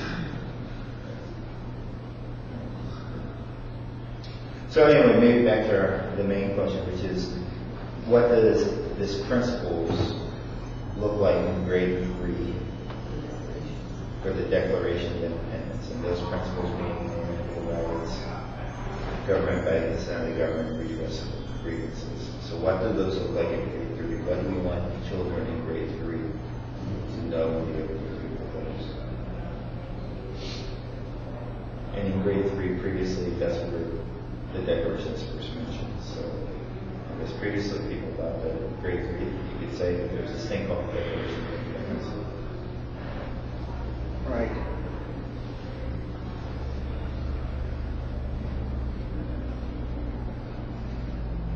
Well, what were you talking about, Kathy, when you said you guys go through the redress of the grievances in the Declaration? Right, We sort them by principles of limited government. because, I mean, how would you be able to broadly not say this is what every district has to do, would you, I mean, because that to me seems like that's a way to, yes, discuss with your third graders. I mean, they're at a point in the third grade that they understand the differences, grievances, they may not get a word, but they have differences with their. To me, the principle of kind of what's going on in the declaration is that of the intent of how to do that. Of when I think of this journal thing I did in kindergarten about fair and not fair, and I remember this little boy who his little picture was, it's not fair that there are not doors on the bathroom stalls in the boys' restroom. I thought, you know what? There are in the girls. And that in his idea, you know, that's not fair. And I think it articulates. So how do you put forth grievances? To me, that's an important lead up to that. There's literally a urinal right next to the sink. Yes. Oh, Really? No, like block Yeah, there's an there's outlet. It's like this close to the sink. Like there's a urinal right here. Yeah. you have salt. You have the salt to rub in. I've never seen that like that. Where you can be washing your hands right next to something that's using the restroom. So when the floor is wet, you have no idea why. The boys' bathroom is always a fun place to be. So. One of the things that has always, it's kind of this anchor experience for me as a teacher, that his confidence to articulate that as a kindergartner is something that I think is important for all kids. So to me, that's. I'm going to say this. Go ahead. But most of this is one of those where we have to be, I think we have to think about how this fits into our overall framework of the expanding horizons here. How does this all fit? I mean, is this a place, I don't know if you discuss, could you do something different between states and this is in the U.S.? Is this where you discuss states' laws and states' rights versus what things are determined at the state level versus things that are determined at a federal level? Do you look at some of those things? I would say that in the government's grant. But can you do that without fully even understanding, if you haven't really taught the Constitution, can you teach some of the finer points of it without having done it first? I don't know. Right. My concern with sticking straight along this line of the genres is missing, taking it all the way back. I mean, the principles of the Declaration. If we all of a sudden then, when you're in the third grade, because you're talking about state, then you go to your state. For me, when my kid, you know, did distinguish the difference between the two, as far as it's difficult, like, if you're wanting to get a principle or a concept, don't you need to teach it over and over and over and over again in different ways? Yeah, so what does innumerable rights, consent to govern, redress of grievances look like in the school? And I think that's what you were talking about. That would be kindergarten. But I think what happens is it's never connected. I don't know that it's ever connected. So that when you get to fourth grade, there's this accountability for, in third grade, we talked about this concept, and in second grade, we talked about this concept, and in first grade, and we're going to be working with this document that pulls all of those things in. So I really want you to go back and think about, let's talk about what your discussion sounded like then. What do you remember about that? What do you think? That's the part that I think it doesn't get connected. So it ends up majority rule in second grade is we're going to talk about majority rule. That's when the most hands up. That's when this is what we're going to do for indoor recess today. And it never connects to the bigger idea. I think its intention was to connect to the bigger idea, but. It's one of the things that makes sense when we're sitting in this room looking at it from this perspective, Right. you're looking at it. When you're looking at an individual block, Yes. I'm the second grade teacher, here's my block, majority rule. Right. You don't. And it's taught in October of your second grade year, and then that in, you know. Right.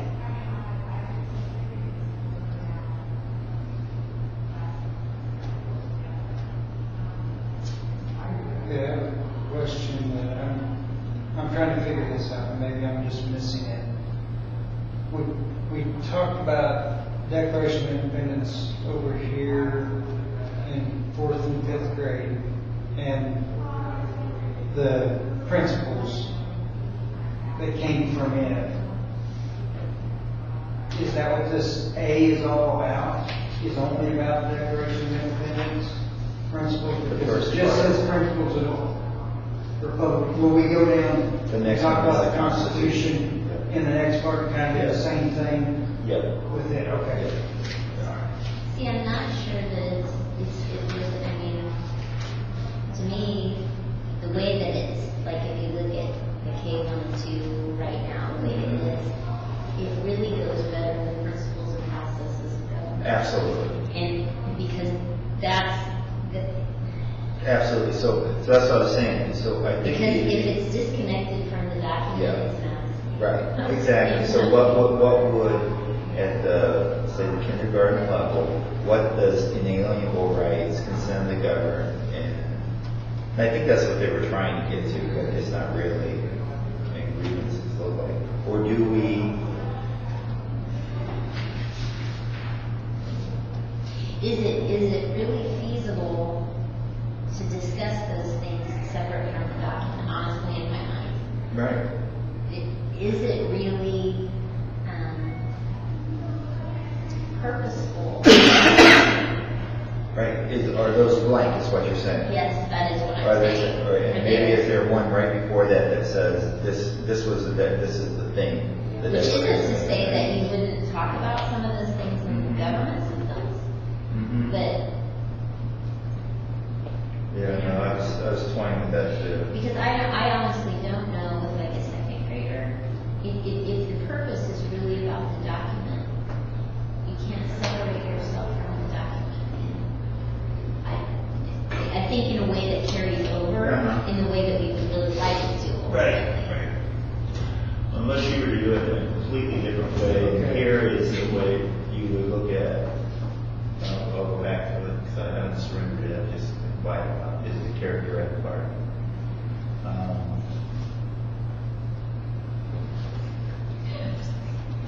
Is there a way that makes sense here or not? Without talking about the document? Might not have to brainstorm those. Well, that's kind of what I was just thinking is getting those principles, and they may look, these principles be similar throughout kindergarten and third grade, and then actually connecting them to the document. In, I don't know, third or fourth grade, I guess fourth grade is the first time you see it, so that's where you can actually connect it to the document, but they would have the principles before they got there. And then understand, oh, well, that's where these came from. But it might be kind of hard for them to grasp in the younger grades to know, okay, this came from the Declaration of Independence. I mean, you could say that, but they wouldn't even know what that was at that point. But you could start early on with just the principles. You know, these are inalienable rights and consent of the governed and grievances. You could talk about each of those things through probably from kindergarten. I mean, they're, like she said, they kid saying it's not fair that we don't have doors on bathrooms. Fairness That's a is big a grievance. fairness is a character trait, by the way. I would just be careful when we're talking about the principles of the Declaration. I have never read anything in the Declaration that talks about fairness, though. It doesn't Well, guarantee it's a us grievance. fairness. I was just saying that that's a grievance. Which one is it? I mean, that What grievance is it? No, what they're saying is the process of grievance. So how do I make a grievance? It's that type of grievance. So it's not looking at the grievances, it's looking at not the 39 grievances that you're a seeing. part. A grievance. Right. It's a That you're grievance allowed that to a do person it. could have. Right, it's a process. How do we process Because you it? need to That's learn what you that need to before you know. know Right. what a grievance is. Do we have a right to express a grievance? I think if somebody's involved, the whole purpose of us having a grievance is they feel that something's not fair. Because it's not fair or not right, I have a grievance against whatever it is that I feel like is mistreated or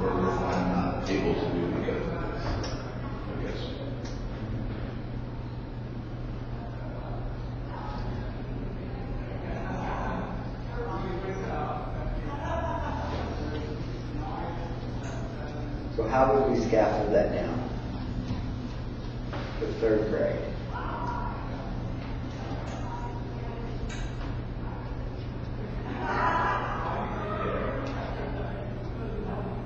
My gut is part of what we taught during character development.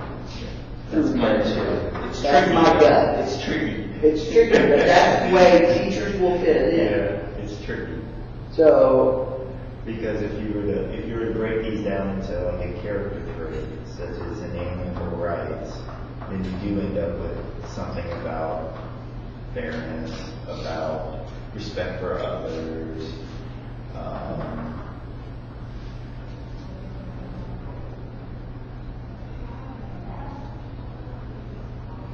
But I think my only thought in that though is if we're actually wanting to teach the principles of these documents, That's the other way to I go, don't know right? if the document is actually, the document isn't referring to inalienable rights as those things. Right.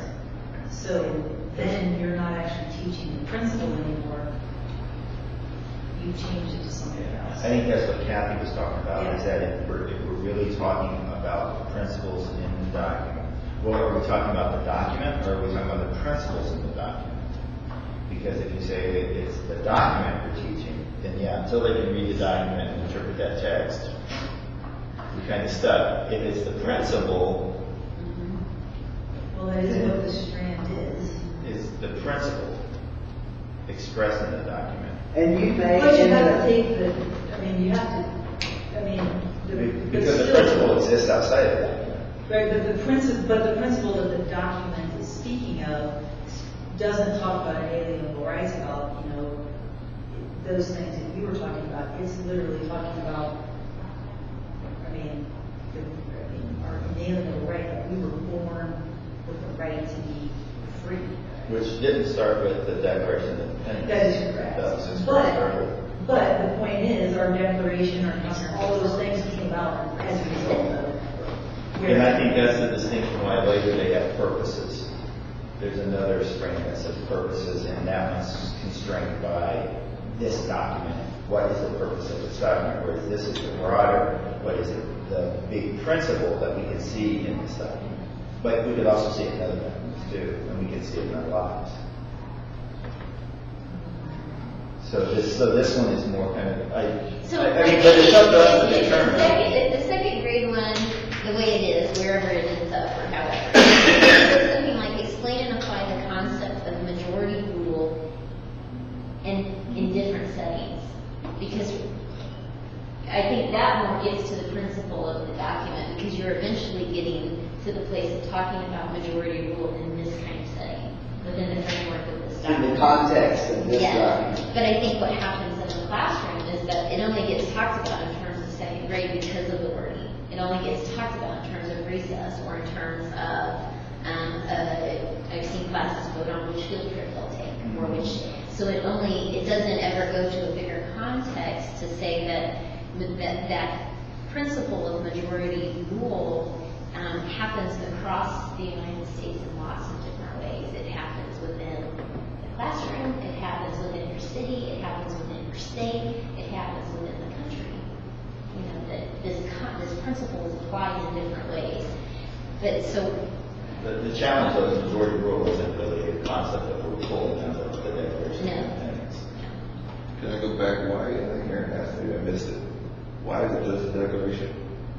The one below is a concept. the concept, but that's why it's there, is because it's just a continuous. Right. So it's still part of Yeah, A. it's still part of that, Yeah, right. we line it up. We just looked at declaration, so Right. potentially we do We're kind of moving principles. into the Constitution. Right. Looking.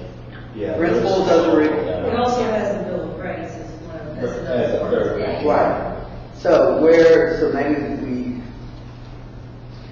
do we pull the things out of the declaration, do they need to be pulled down?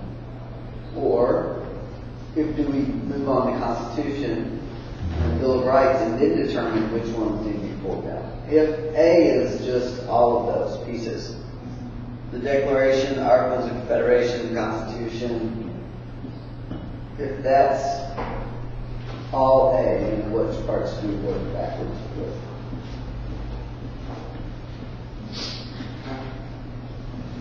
Yeah, so I guess from my perspective, I prefer to see those cells blank, that K through 3 blank, until maybe a later date, if we consider it at a later date, because I think all of those go someplace else. Either in government or under the Constitution. Well, the Constitution is The next one down. So that one is right there. It's A, though. Yeah. But you see but it's all about majority rule, constitutional. Right. Like, see ya. Well, and to make it more, thinking about Brian, they're not using us at all. Right. So that, it could, if we're staying in this organization, you could do principles of the Declaration as a, Right, and right. principles of the We could Constitution. absolutely change it. Yeah. And just make this principles of the Constitution. Right. Principles of Declaration, like you're saying, principles of Bill of Rights. Yes, that's true. And Sounds then, like more. Well, I'm just curious as to what we would say the principles of the Declaration are. I don't think we've ever actually said what that is. oh, there's those 3. Okay, so if we scroll back up, Continuing civil rights, consent of the government. where do we talk But about? are they principles or are they, I mean, I don't know that they're really. Inalienable rights. Well, yeah, okay. So where do we talk about life, liberty, and the pursuit of happiness? If that's what we're talking about, right? Those are the 3 inalienable rights that we're talking about. Life, liberty, and the pursuit of happiness. Is that something that we feel like, because, or was this just, I guess was the Declaration of Independence, yes, it was important because it declared our independence, but was it a framing document and how our country was informed, or was it just that this is what we wanted to do and then we've been put a foundation in 13 years later?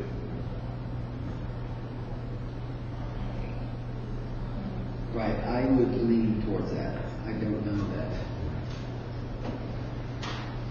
Tom would lean that way at all. I'm just curious, I think that's what it is. I would lean toward, I think this said, hey, these are our inalienable rights, but we didn't really get them until the Constitution. And was the Constitution based? Did we look at the Constitution and say we believe in these 3 inalienable rights, we want to make sure it's in the Constitution? So was there a confederation between the 2?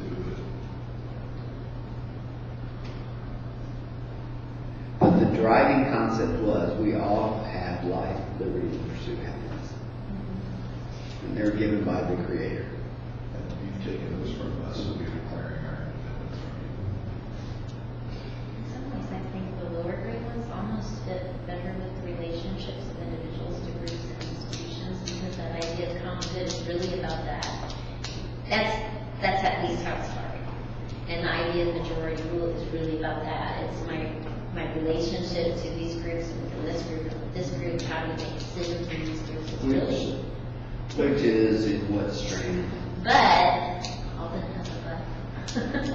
I was just going to go back to what Matt was saying. The inalienable rights are life, liberty, and pursuit.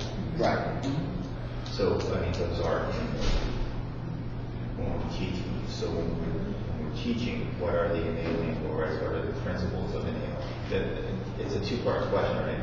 Because one is the principle of inalienable rights, that human beings have rights by being human. Among those are. I guess my question, if we just look at those, do you talk about those? Like, how do they work their way down, or do they not? Well, that's the question, right? Do they work their way down? And that's why right now all I know is the ones that are listed don't line up with Declaration of Independence. No. And just as a way of trying to move forward, I pull those. Yeah, Because those belong someplace else. I think they all need to be taught. I think they belong someplace else. They either need to be down under the Constitution or they need to be in the government sphere. And then the secondary question is, okay, do we put something in there? Okay, but and now I'm going to kind of, if I take all these things and put them together, I'm going to kind of play the other side of this for a second. All right, so if we say the 3 are life, liberty, and the pursuit of happiness, and I would say of those, the one fun, that we maybe, life is tough, but liberty in the pursuit of happiness, right? So going all the way back to the conversation earlier, the social contract, all of those things, when we talk about like pursuit of happiness, you can talk about how rules and laws are made. So if I want to pursue happiness, and we're talking about how we are now having to work against each other, with each other in a society, and I'm just kind of trying to play this all out. That if I pursue my happiness in a way in which keeps you from being able to pursue your happiness, there's somewhere that you've got to figure out, which is part of the reason why we start to look at laws and rules and all these other things.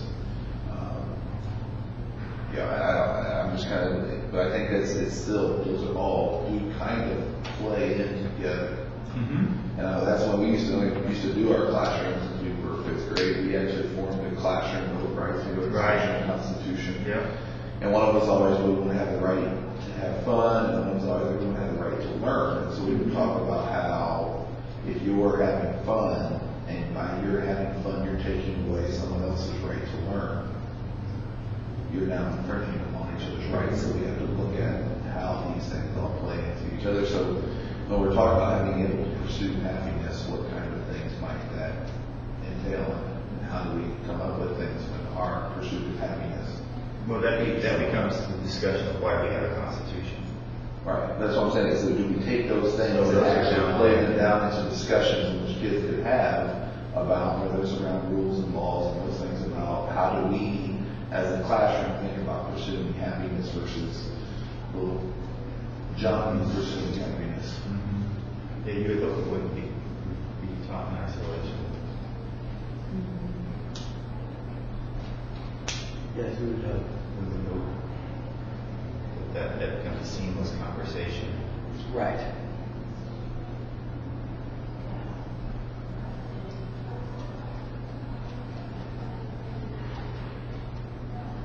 To give an example, Patrick, because if I hear an example in veterans, I'm just thinking, you know, it's report. if I think about what's right there, it's like why laws and rules are made. And I don't know what the language would be, but I think that actually does fit. I do too. For the Constitution. No. For I think part of what you end up with laws and rules is because people are having to pursue these inalienable rights. So I don't think that, I think they could be all the same, is what I would say. It's because people each have the right to these inalienable rights, so we have to then explain that you need laws and rules, that they have to have laws and rules so people can do these things. Good point. And you could say life, well, we have to have rules that keep everyone safe so nobody gets hurt. Liberty, you want people to be able to pursue the things they'd like to be able to pursue, but not have to cost each other, because everybody has the same, which is liberty and pursuit of happiness. So you still have each of those things, but do we explain laws and rules through concepts that are there made? And then what the Constitution tried to do was take these bigger things and figure out how do we as an entire nation operate within this framework that allows for all of these things to happen for the common good of the most people. And my discussion, for me, I see you conflating two things that are very closely intertwined but are separate. Because in that first one, we were talking about a principle of inalienable rights. So another way to teach that is that we all have a right to life. It's your right. That's your right. The second question is, well, how do we protect that right? So, and the difference is we're trying to ground it here. Nowhere here does it say we have a right to learn. What it says is that I have the right to pursue happiness. And in order for my happiness, maybe I need to be able to do something which requires me to have an education, which means I have to learn something. Okay, so you have the right to be happy. That's a separate question from how do we protect that right for you to be happy. And I'm not sure the ego is part of what I'm saying is I think that, I think it depends on how grounded we want to be in those inalienable rights and how if we really want to look at how we pull back, that may be the conversation that we start to have is that these we really truly believe these are the three inalienable rights that everybody has, that those are very broad, so what does that mean? Because what's funny is it plays out in the conversation was that Tanya was bringing up is that, so the right to liberty, you can say you have the right to liberty. And then the second question is, well, how do you guarantee that right? She would say, you don't. Everyone just takes it. Or everyone just has it. and others would say, no, you have to guarantee it, because otherwise everyone doesn't have it. So it's a separate issue, that's why we have And I'll use rules. I'll use it with kids and teachers when I talk to them. Like, I'll talk to a kid and I'll say things like, if you wanted to get on the table right now in my office and dance and jump up and down the street and yell, there's really nothing I can do to keep you from being me. And you always have that choice. And that literally every time we're coming into a classroom full of kids, we're entering into a social contract with these kids that they're going to listen to what we say, because they always have a choice to not. Every kid in the classroom can get up and run out of the room anytime they want to, but you are actually entering into a social contract with these kids that they're going to follow what you want them to follow in exchange for something else. Now, I'm not sure if Ms. Lewis would completely understand that to kids. You know, because what you're not doing is you're explaining to them that they have this, but I don't think it's bad. They have the right to go against the social contract. Oh, sure. Absolutely. And that's what liberty does play into it. So that is why the laws and rules are made, is it's not just to keep them safe, it's to make sure they're given what they need so they have the opportunity to pursue happiness, because we're trying to provide them with something that's very good, that's hopefully good for them in terms of education.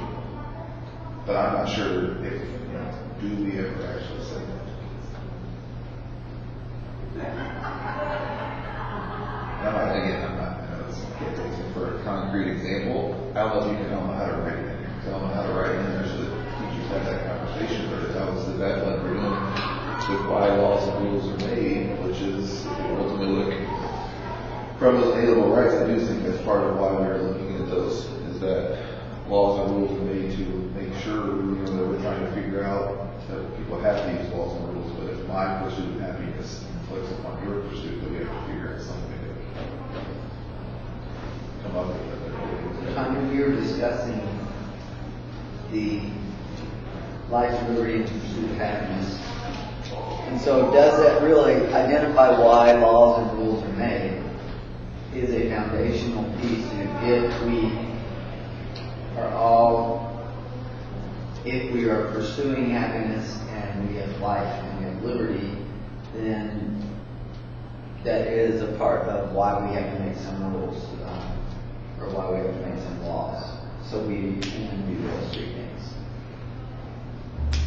It's a piece, it's a part of, I can't act a fool if it's going to invade your territory, or if it's going to step on your freedoms. I mean, like, you can't go on property, that's against the law or anything? No, I'm thinking more than I was using it. We were talking about we were looking at how do we take the inalienable rights that are in the Declaration, and actually are they put down at all? Are they taken down to a kindergarten level, or are they not? And do we want to erase some of what's on there now, just leave it blank and just put it down with the Constitution, and not looking at it? And I was kind of trying to say that in some ways those life, liberty, and pursuit of happiness was the reason why they started to look at the Constitution, was trying to figure out how to ensure that for as many people as possible. So if you're looking at life, liberty, and pursuit of happiness, the idea that we all, like you said, are born. So even whether it's my own children at home, yes, they've been raised to know that they're supposed to listen to me, but they always have the choice not to, which is also part of my job. I'd say it's part of my job as a parent, and when they don't, then I'm there with them when they make mistakes, if they have these things, because they have that freedom of choice. So, but part of it is that we as a family are entering into this agreement where there's going to be where the adults are going to make certain rules in order to help keep the kids safe, which fits with life, and provide them certain things so that they're able to pursue happiness, be it food, shelter, clothing, anything to school. We're providing those things in terms of an education. So if we're saying education is something kids need to give them the best chance to pursue happiness, they have the liberty to do whatever they want. So we're entering into the agreements. Because I'll often tell kids, I mean, I will tell kids at times when they're coming to the principal's office, I'll say, right now, if you wanted to jump on the table and dance, there's really nothing I could do to keep you from doing that. And that we really are entering into an agreement with kids when they come in, that they're going to listen to the teacher, they're going to listen to the rules of the school in exchange for being able to get some sort of an education, because if they didn't want to, any kid could leave whenever they wanted to leave. So that's always that option they have. And so do we look at rules and laws, because what it does is it gives us this it gives us this way to kind of to make that contract and make that agreement with some of the kids. Because they do have facilities in their own way.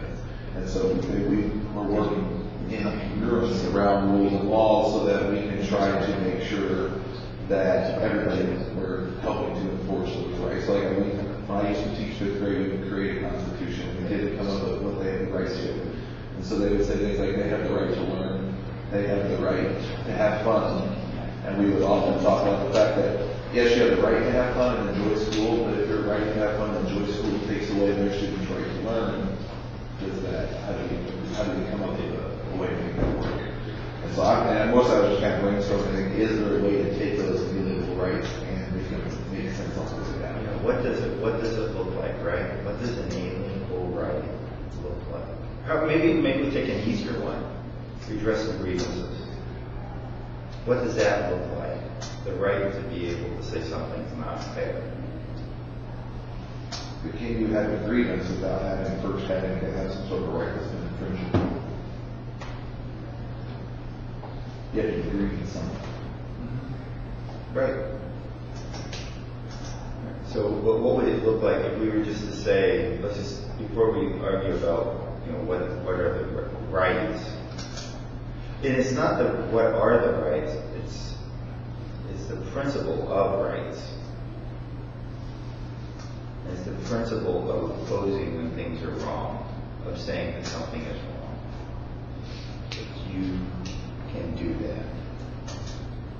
Isn't it? Mm-hmm. I was just thinking out loud too.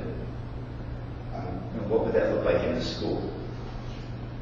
I really think we should have conversations with kids around their own power and their ability to make decisions. And that's what we're really talking about, Their right? creativity and the fact that they have this freedom and that they always have a choice. I think that's one of the pieces that's always there, that you always have a choice to listen, to not listen, to do, and that you're doing this in exchange for something else. And then, but also, how do you then take that power and considering that all of us have that same, how do we then figure out how we're so we can take all of our things and move us all forward as opposed to just maybe one of the most way possible without also infringing, that's what I think that what we just laid out right there is the framework for everything else. Is how do I keep what I need and be able to do what I want to do, but also give Aaron the same right to be able to do that without my infringing upon Aaron's right to do that also. And that then becomes a larger scheme of the entire government. So that's the battle between how much is too much for the government and the limited government before how much am I willing to give. And that's the debate between parties that probably should be having if we don't get lost in the muck is I'm willing to give one side may be willing to give more than the other side. And that's where the debate comes in is I'm willing to say I'm willing to give up I'm willing to give up to pick over my health care so that someone else will determine that for me. I feel I've been giving it to the insurance companies anyway, I might as well give it to them. So, whatever it is, that becomes part of the debate. And there's something that I don't think that should be.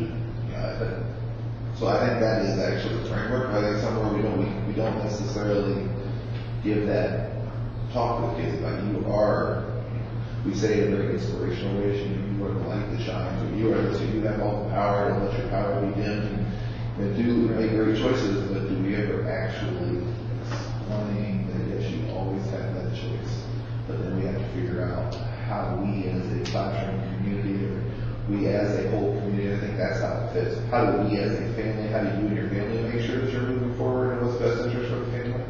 Why does your older sibling not have the same restrictions on them that maybe a toddler does? And then also from a community, how do we as a community, how do we as a classroom community, how do we as a state, how do we continue to look to ensure we have some of these rights moving forward?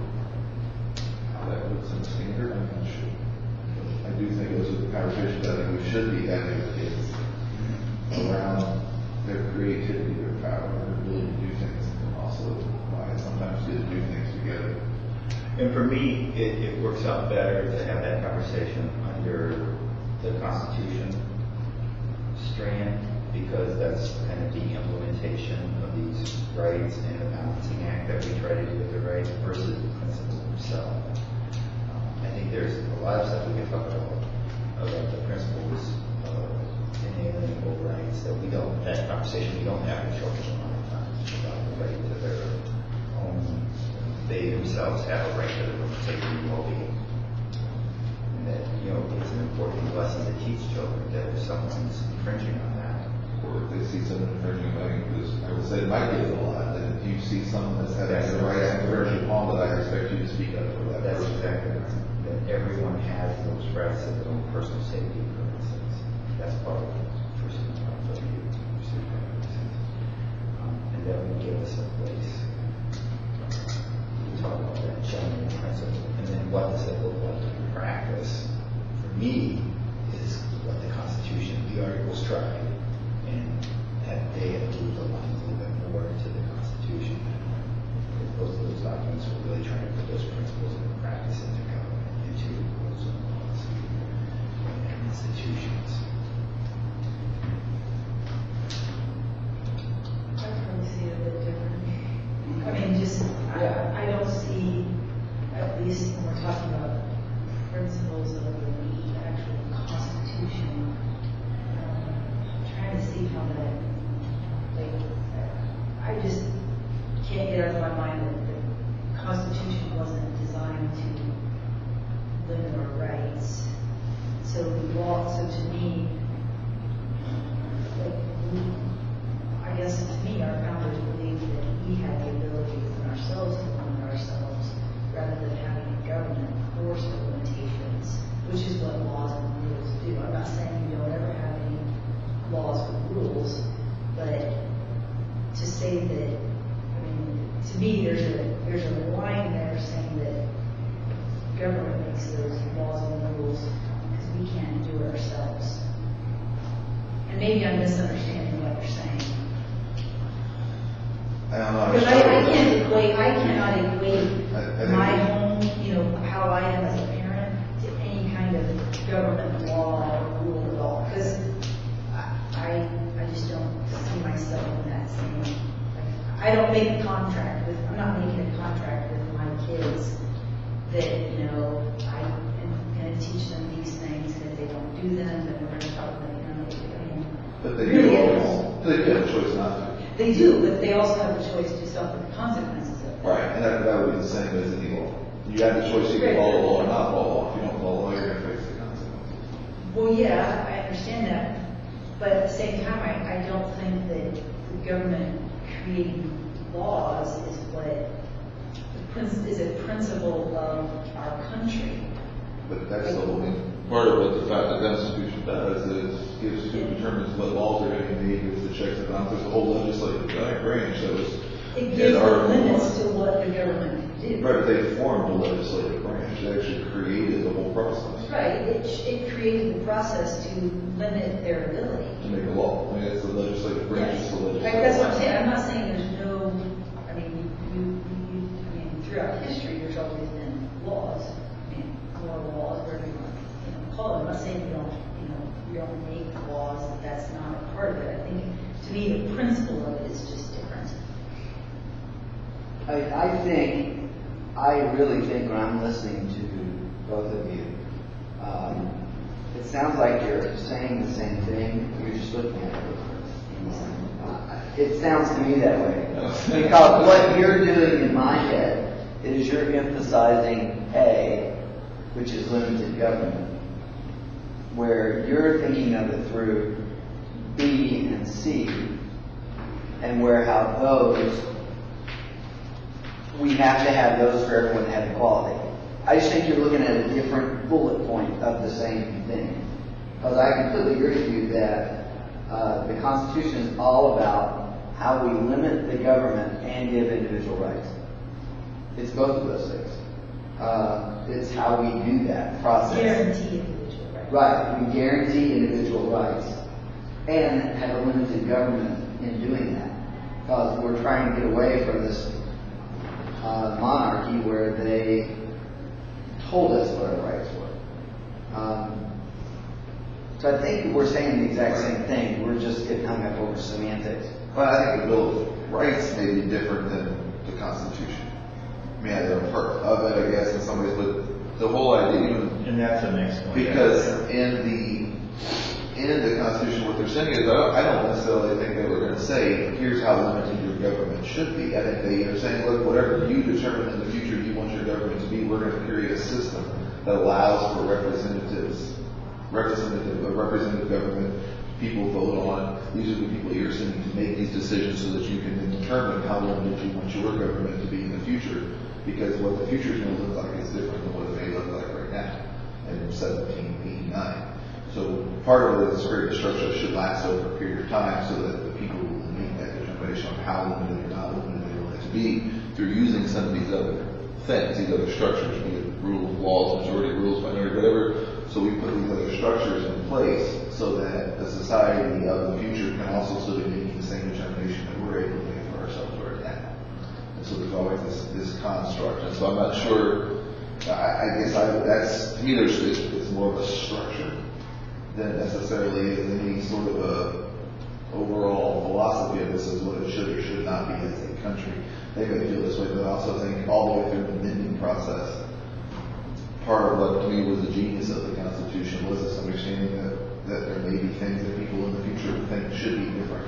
And so it gives this ability to be amended and to be changed and for the people of that society and create what they want it to look like as opposed to what any one person at any point in time wants it to be. While still limiting it. That's the other right. thing. They put these Bill of Rights saying, yes, you've got this that you can make discernments on, but these are things that you cannot touch.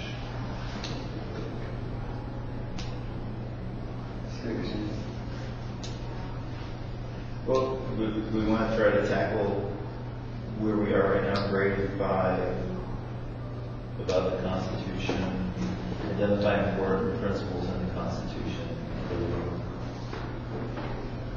Which one? Grade 5 right here? Right there. Yeah. Are there any missing? Are there any in there that we object to? So I need, what's the definition of your rule?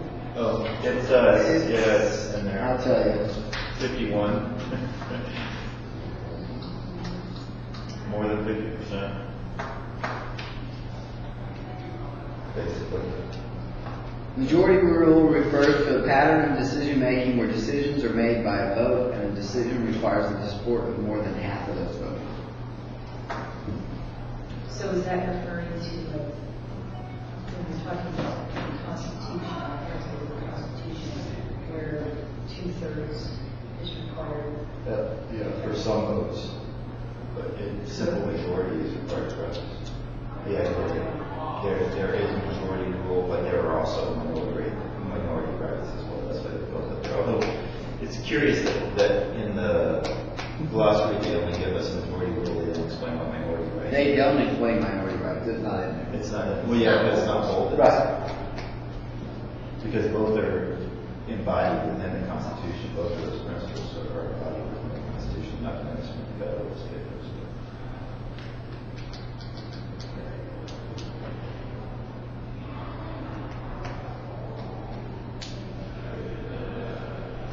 So are there other things that are missing? That we think should be taught in elementary school? Because if you go to grade 8 in the standards, they do list some other things, such as popular sovereignty, federalism, due process.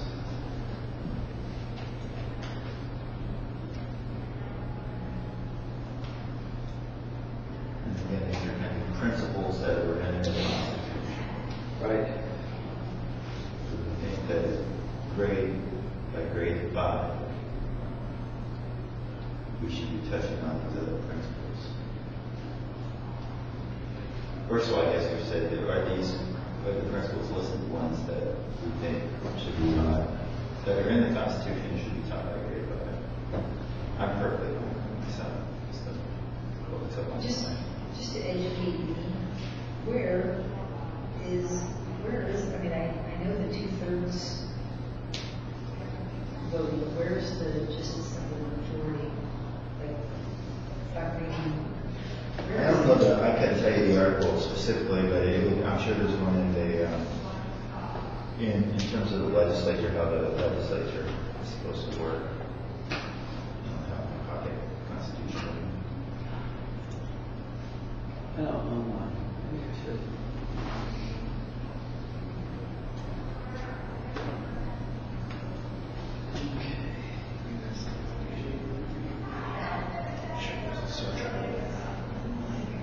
I'm trying to read that one.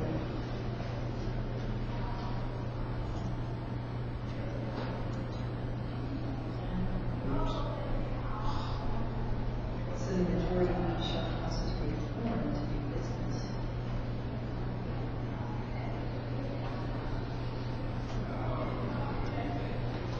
Yeah, that's section 5.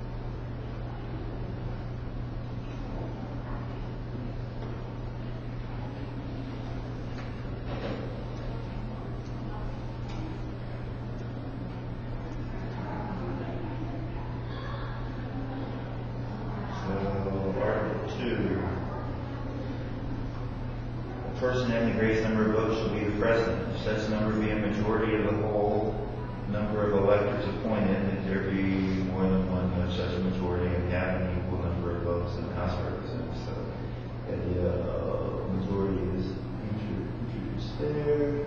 Right, that's the idea of it. They don't really define it. Right. Later on, they say 2/3 of the states. I mean, they give different And a numbers. majority of all the states. Right. And then in section 5, they're talking about, A majority shall constitute a quorum. But if you have less than a majority, or if 1/5 of the people want to do this, or blah, blah, blah, I mean, it gives different numbers for that.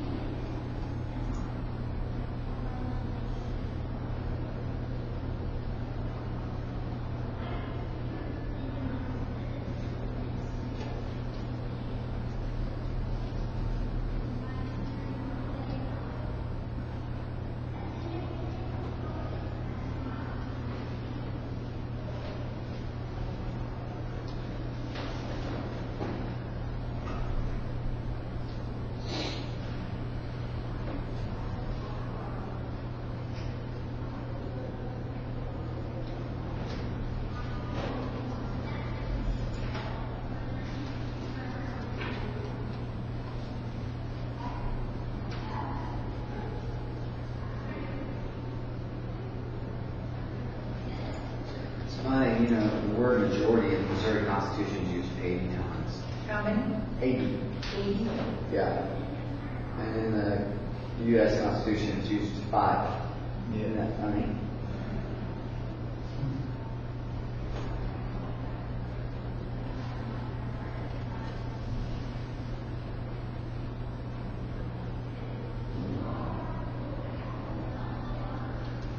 I asked, but I just wonder, is it actually a principle of the Constitution? That's what we were. Right, I think the idea of a majority rule is there. I don't think the word simple majority, you know, I think we talked through, well, like in the state of Missouri, for school bonds, depending on when the election is, depends on what kind of majority you have to have.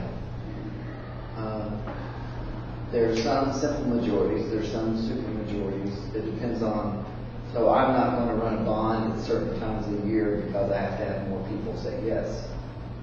I'm going to run it when I can get it through, which would be in April of even number years or odd number years, whichever ones. We did presidential election or something. Yeah, it's certain years. Yeah, it's odd number years. You can have this, and even number you have to have that. And if it's a federal election, then you have this number. But there's 3 different sets of numbers.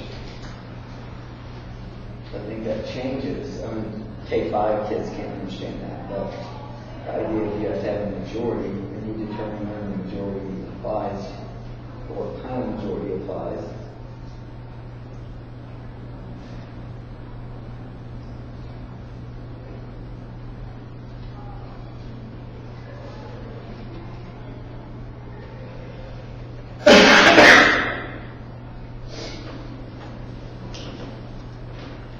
Isn't it interesting how in C, on 8th grade, they have majority rule and minority rights? And in 5th grade, they split those 2 concepts out.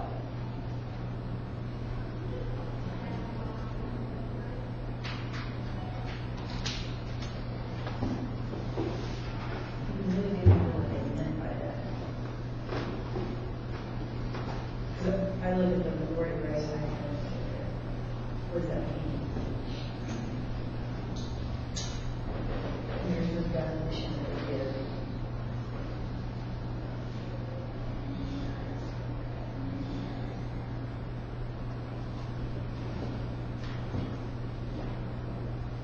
Right. They don't have What does it mean in the context of the Constitution itself? Minority rights. Where is that? What does that mean? that all people are created equal? Is that in the Constitution portion of our founding documents? If we're breaking them all, if we're breaking the Declaration, the Constitution, Right. and the Bill of Rights into separate things we're teaching principles of, is that where that would go? Is that where it would go, and does it go? I wouldn't question whether it goes anywhere, but is that where it goes? I mean, How is that in the Bill of Rights? the Constitution portion, because the Constitution kind of lays out the limits of the actual government itself.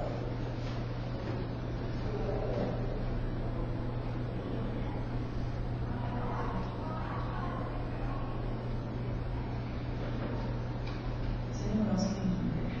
Yes.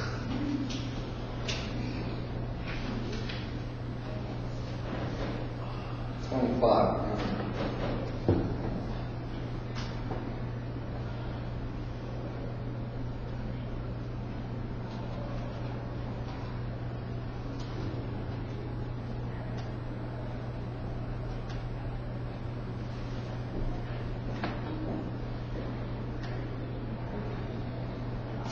Does limited government in the 5th grade,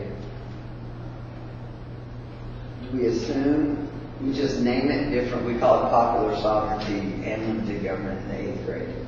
Do we just assume that it's,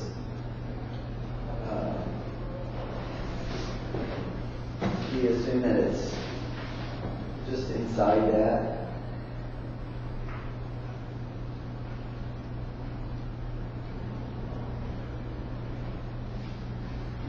Because that speaks to what we've been discussing this morning. We we call that something different, or do we just leave it and then in 8th grade they name it popular sovereignty?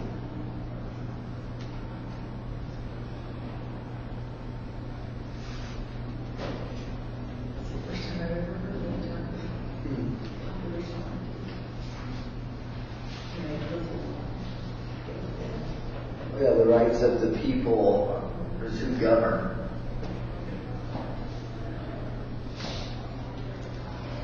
People are sovereign. Right, people are sovereign. They're collectively they govern. Right. And if you don't like what's in it, then people It's a separate idea from government. Right, but it's what really. It presupposes it. Right. It presupposes that the people get to decide how limited the government's going to be, that anything the government does is for the consent of the people that are. Right. Right. I mean, those two concepts go side by side. Yeah. So how limited your government is the choice. The people, right. Right. Some of us would want it to be more limited than others. That's interesting to try to reconcile in my mind how,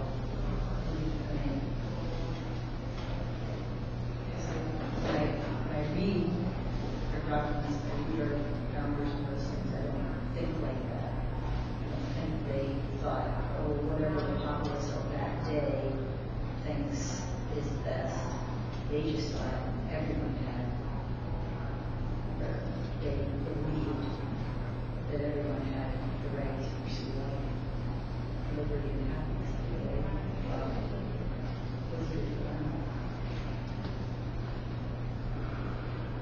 But do you think it's under the veil of when they put in the amendment process just for the changes that were going to have to occur? Like, So there's an amending process to the Constitution because I think they realize that they're going to change. You know, We're all flawed. I mean, there's no way to say that anybody. Right. Which is perfect. we can't create a perfect document, so here's how it would change. Because I think Thomas Jefferson realized one day it's not going to be okay to own people. but I guess I'm trying to think where in the document does it say, where in our founding documents does it say it's okay to own people, to where it would have to be changed? Like, I guess that's when I read those documents, I don't read that it's okay to own people. I mean, I read the history and I see that, well, we were colonies for 200 plus years under British rule, and that was the norm of Britain. They, we brought that with us here. But I guess I don't see where, when I read through those documents, that there's anything in the documents that would suggest that that was okay. Is my point. Like, it was the document doesn't say, actually, even what we consider the Bill of Rights very much, doesn't agree with that. And so that's why it baffles me that, it's a pretty good document. People that mess it up. People that mess up the application of it. Right. But I guess I'm just saying, I don't see where that document says anywhere that it's okay, such as we talked about earlier, to own slaves. And they may not, partly because they may consider them 3/5 of the person. And so I'm not sure it's even just in terms of slavery. That may just be one example where it changed. But I think the idea that people may want to change it is why you have an amending process. If you consider the document, everything within it to be perfect, why create an amending process? Well, so at some point in time, we determined that women can think and they can express their opinion through voting. And that's how we have used it. Whether or not that's why they put it in there, I don't know. I think that's how we as a society have used Well, it. the norm changed. The norm of But I the guess my society point changed. is when it's a principle, a guideline, it usually doesn't change. It transcends time. So the principle that, yes, women can, vote just like men. I mean, there's nothing in the Constitution or the Declaration of Bill of Rights that said women couldn't vote. But at that time, they weren't. But the principle is there that all men are created equal. All are endowed with certain equal rights. So to me, when I think of principles, I think of something that transcends time. And I guess that's where I'm struggling with some of these wordings and some of these things, because I think a principle transcends wherever you live, whatever time frame you live in, anything. It's a principle. It doesn't change with the tide of the seasons. It doesn't change with people's thoughts of the day. It's a principle. It's a foundational, transcending thing.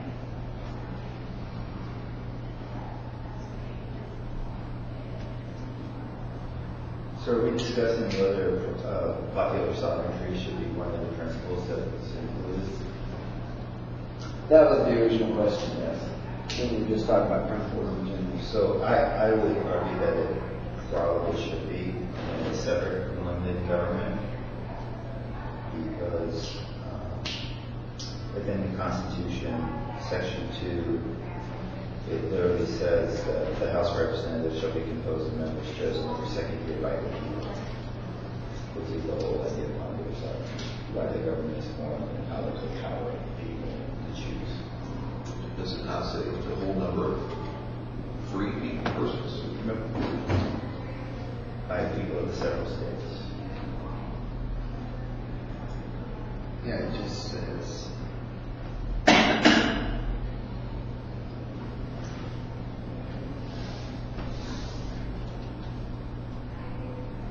And because it reserves the election rules to the several states. It's representative in the direct tax that shall be a portion of several states, which may be included in the student according to their respective numbers, which shall be determined by adding the number of free persons, including those counts of service for a term of years. And excluding Indians not taxed, treat this as all other persons. That's slavery. But the idea of popular sovereignty, the principle of popular sovereignty is certainly that the government is formed by the people. So I would be in favor of having that principle included. I personally would, but